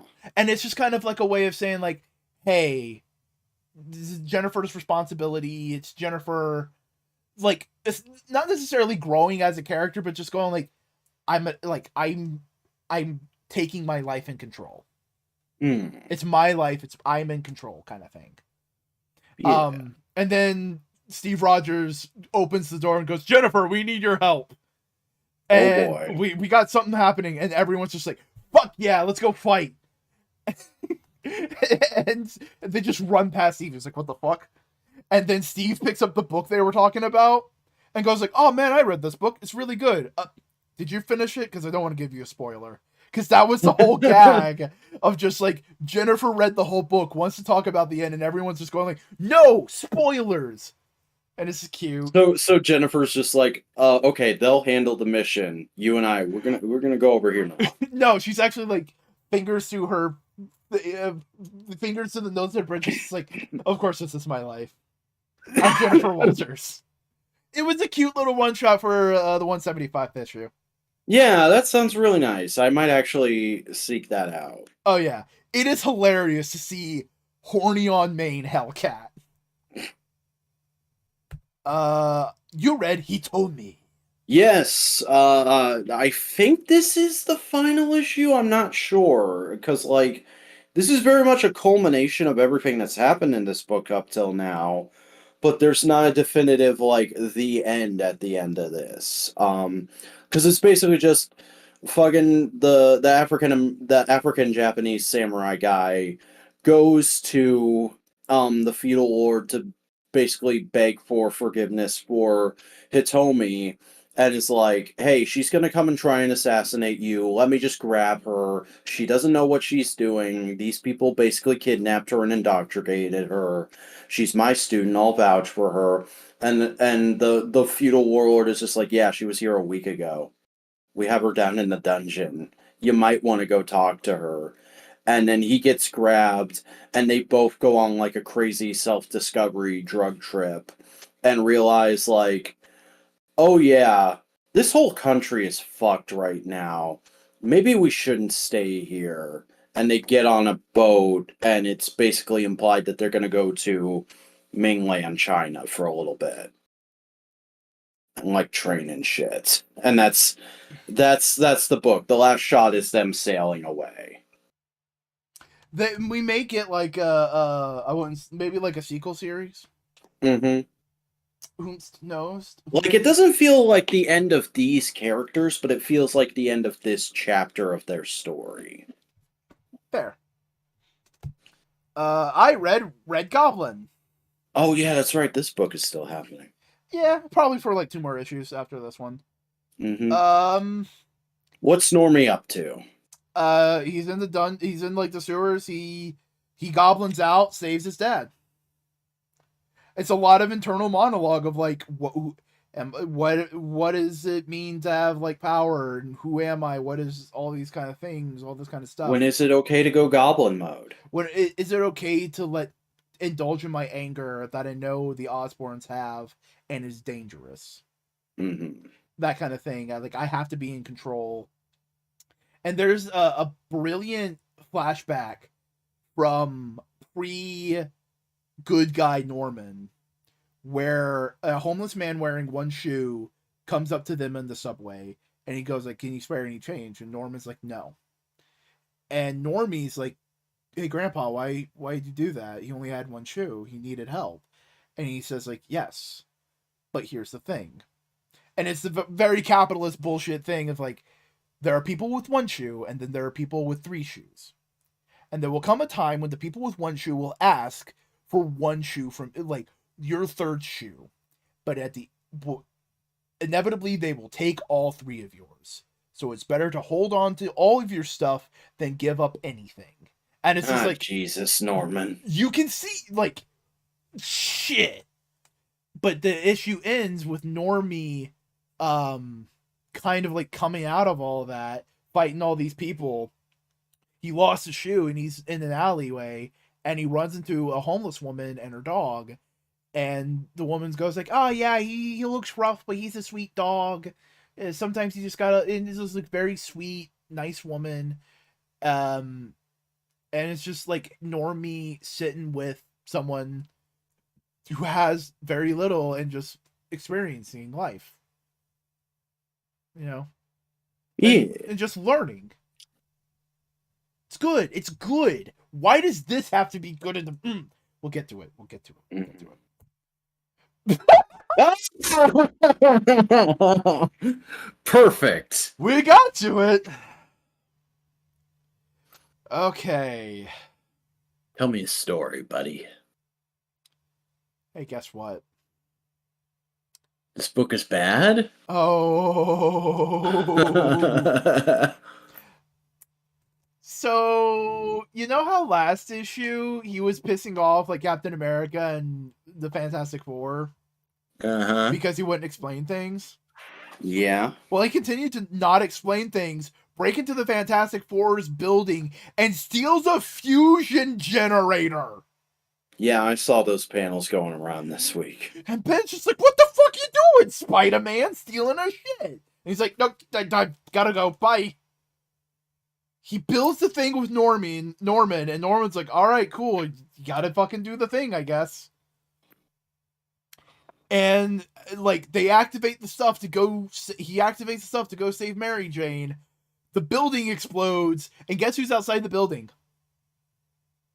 Kamala Khan, Miss Marvel. That's why she's an intern. She saw everything happen, and it's just, like, implicated now. So she's basically working at Oscorp under duress. This is very likely. Great. Oh my god. Thank you so much, Zeb Wells. You fucking cunt. So Perry Parker shows up in the fucking thing, and he saves Mary Jane and Paul, and he goes like, Mary Jane, and then the kids show up, and he goes like, what the fuck? It's like, those are my kids, Peter.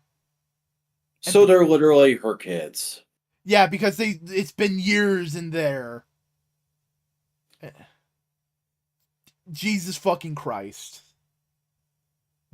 What are you doing, Wells? Bad writer. Go to your cage.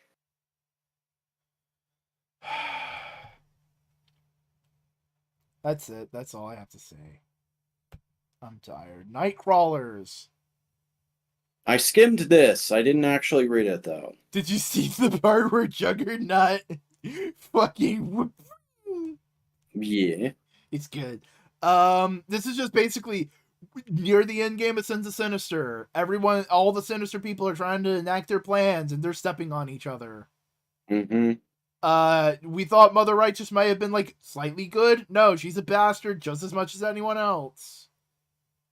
What a surprise. She's going to kill Moira with, like, a trinket, so she gets sent back and has all the memories of what happened. But she gets knocked over, and guess who has it now? Robot Moira! Oh, fuck! She's pointing a gun at her clone. What's gonna happen next? It's good. I liked it. Ooh. Yeah. So, I also read Hellcat. A lot of my books kind of lined up together. Yeah. It's just Hellcat going like, fuck. I know it's not Sleepwalker. He didn't do it. He's the good guy. And it's just like, I gotta fucking figure out who actually killed this person. And he's a buddy scrimblow. And she's just starting to solve the mystery. Meanwhile, Rick and Sleepwalker are like, hey, Sleepwalker's like, hey, Rick, we need to escape from here and go solve this. And he's like, but Sleepwalker, you're not a cop anymore. We can't do that. And he's like, but we have to clear our name, Rick. And then then Hellcat talks to fucking Damon Hellstrom as in the form of a little stuffed rabbit. And it's just like it is Hellcat going through some shit. That's what this book is. Yeah, it sounds like wonky Scrimblow City. Yeah, it's good. You read Rogue Sun. Yes, Rogue Sun is continuing on with this this arc. I think this is the final issue of this arc, actually, because the dickhead who his dad got in trouble and he found out about all the mystical shit and made a deal with the devil. He's threatening all the prom goers, and immediately Rogue Sun shows up to kick his ass. But then the dad shows up with new powers, and it turns into a big freeway fight because the dad's like, no, I didn't want you to get involved with all this. I was always trying to protect you and keep you from it. Well, I'm here now, so are we going to fight each other or are we going to fight him? And it's a big old cluster hoo-da-ha, and in the fray, excuse me, Rogue Sun's friend, who he had befriended via bullying, tries to play hero and like rushes to his defense when he loses his sword at one point and immediately gets impaled by one of the baddies, and he's just insta-killed. So immediately I forget his name, but the guy who is Rogue Sun is like, oh shit, I am emotionally fucked up, I can't deal with this right now. You, guy who was the first Rogue Sun, take over for me. I'm giving you control of the suit. And then he's like, okay, immediately kicks the crap out of the two baddies and then flies away, and puts the baddies in their super prison. And then Dylan, that's his name. Dylan's like, all right, give me control of the suit again. I'm ready to go lie down and maybe have a good cry because my friend just died. And he's like, yeah, no, I'm keeping it. What? I'm keeping control. You said it yourself. You're shit at this. I'm gonna just be Rogue Sun again. I'm getting a second lease on life. This is great. Fuck you, kid. And it's like, oh shit, how is he gonna worm his way out of this one? Solid issue. He's got to overpower. He has to show that he has the true heart of the cards. We both read World's Finest. Who kills Simon Stagg? This issue is real pretty, but man, did I not get super into it this time. Just something about the story felt a little discombobulated for me. Because it starts off as a Metamorpho story, and it's just like, nope, we're dealing with this guy. Mm-hmm.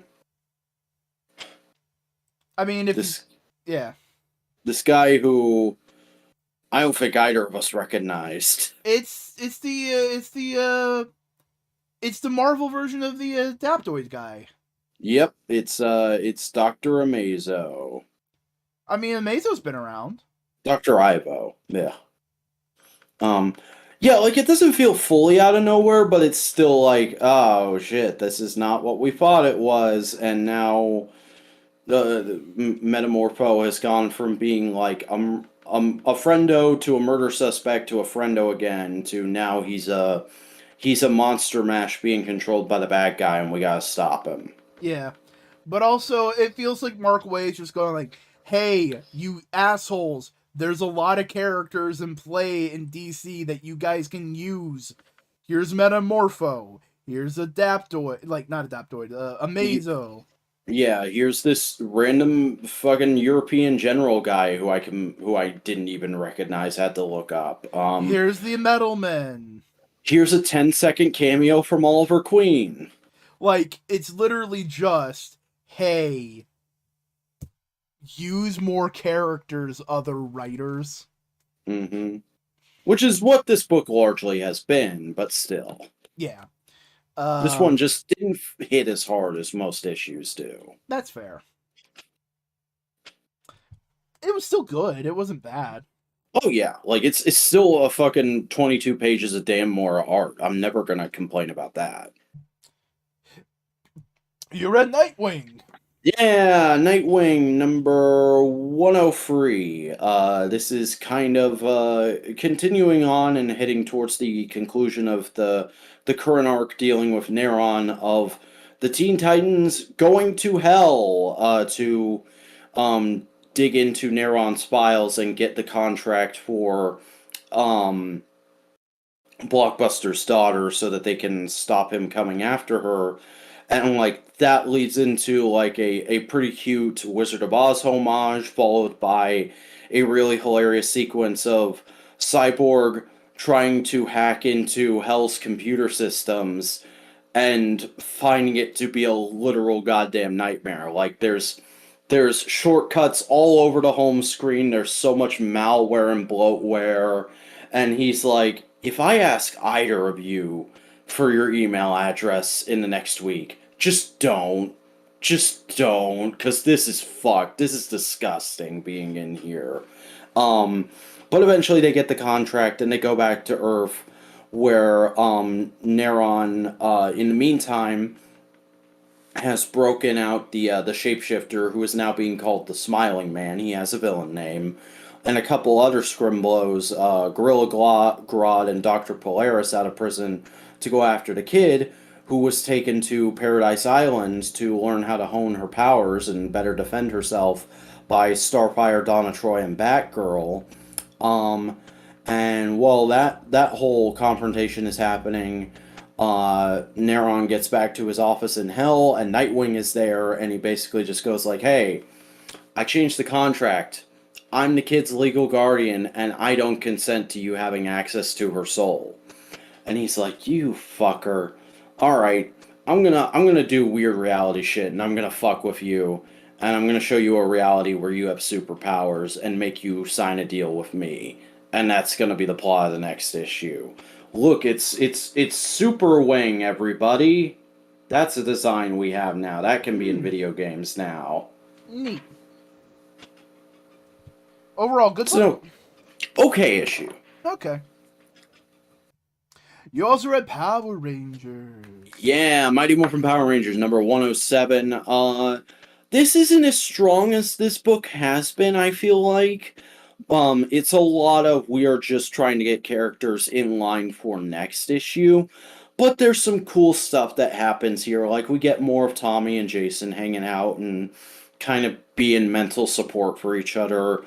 We get Lord Zed wreaking havoc on Promethea and then getting confronted by Mistress Vile and her mysterious blue minion that has been hanging around her forever. And we get revealed in this issue is actually a freaking corrupted Zordon, possibly from an alternate timeline. Huh.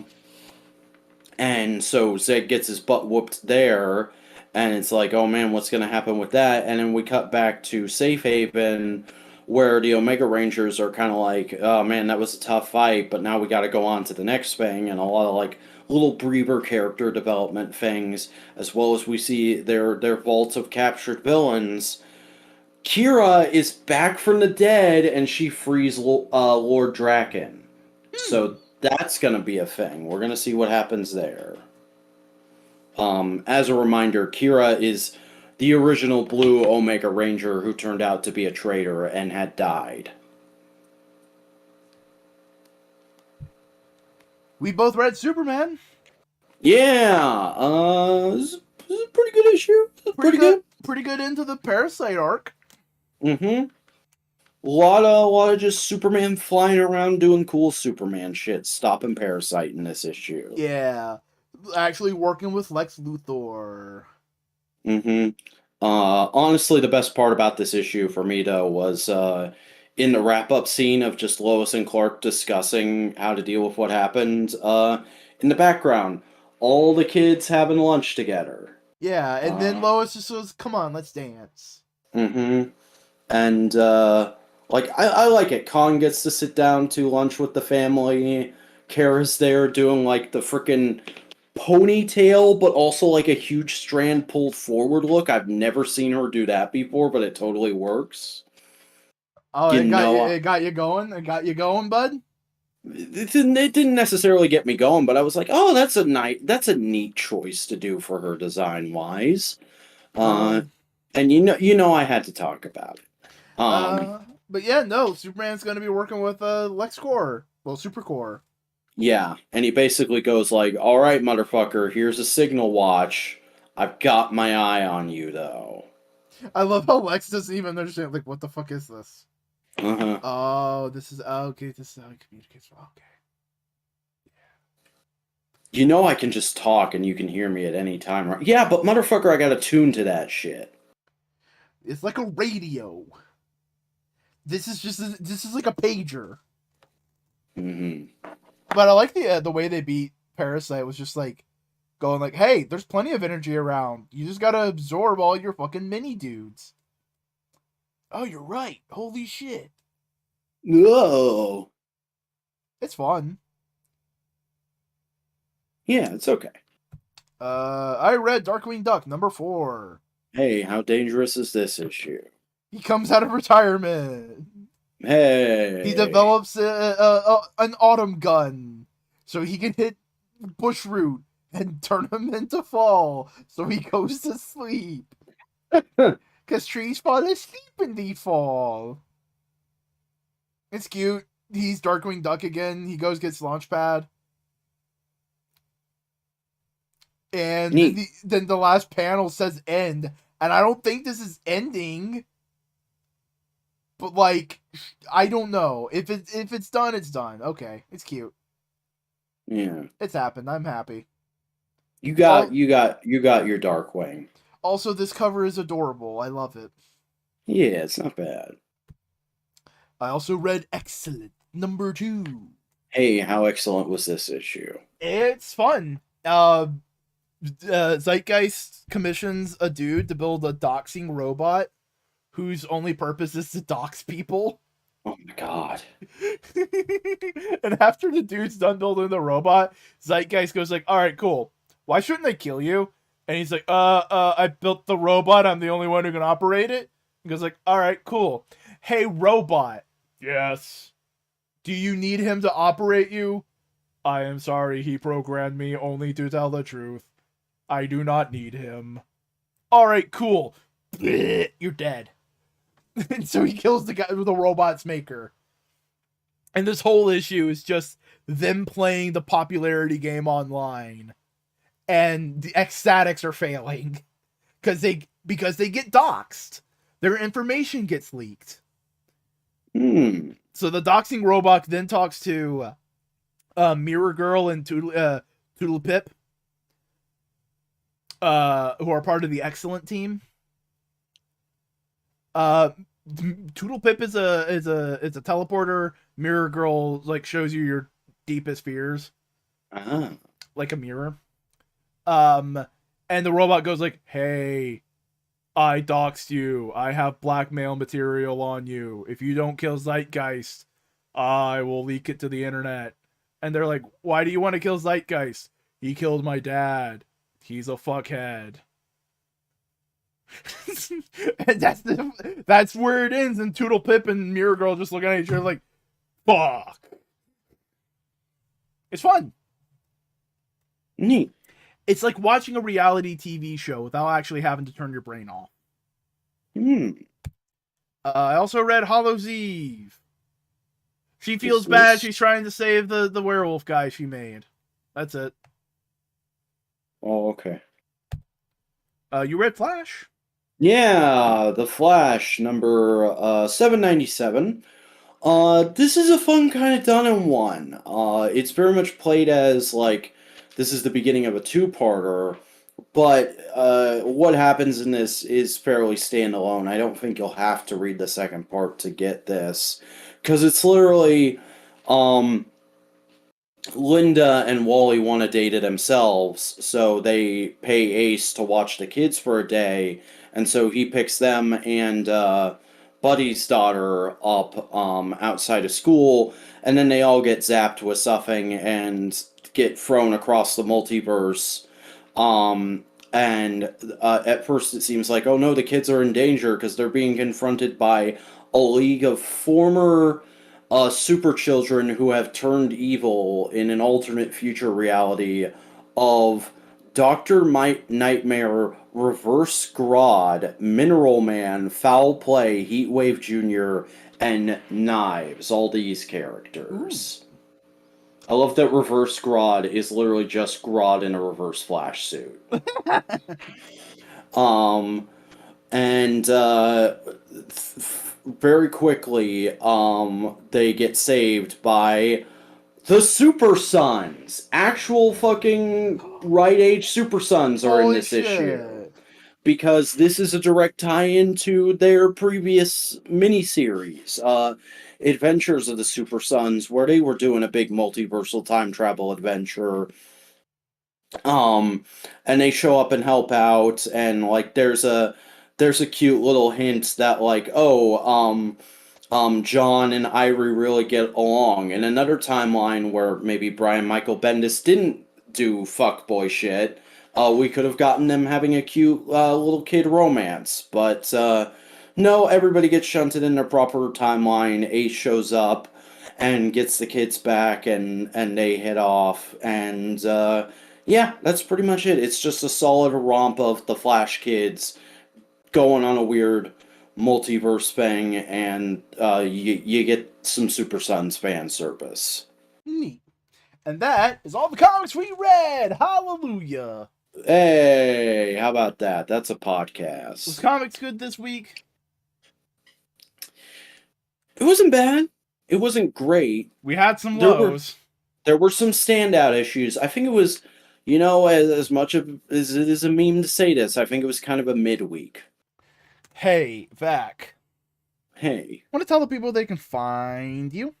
Sure. Hey, everybody. I'm the Vacuuminator. I make YouTube videos about things and stuff. My latest video was a big rant about the last 10 years of live-action DC, and it totally flopped. So I know the people who listen to this don't watch my channel, but maybe you should. Go check out YouTube at the Vacuuminator. Like, comment, subscribe, all that good stuff.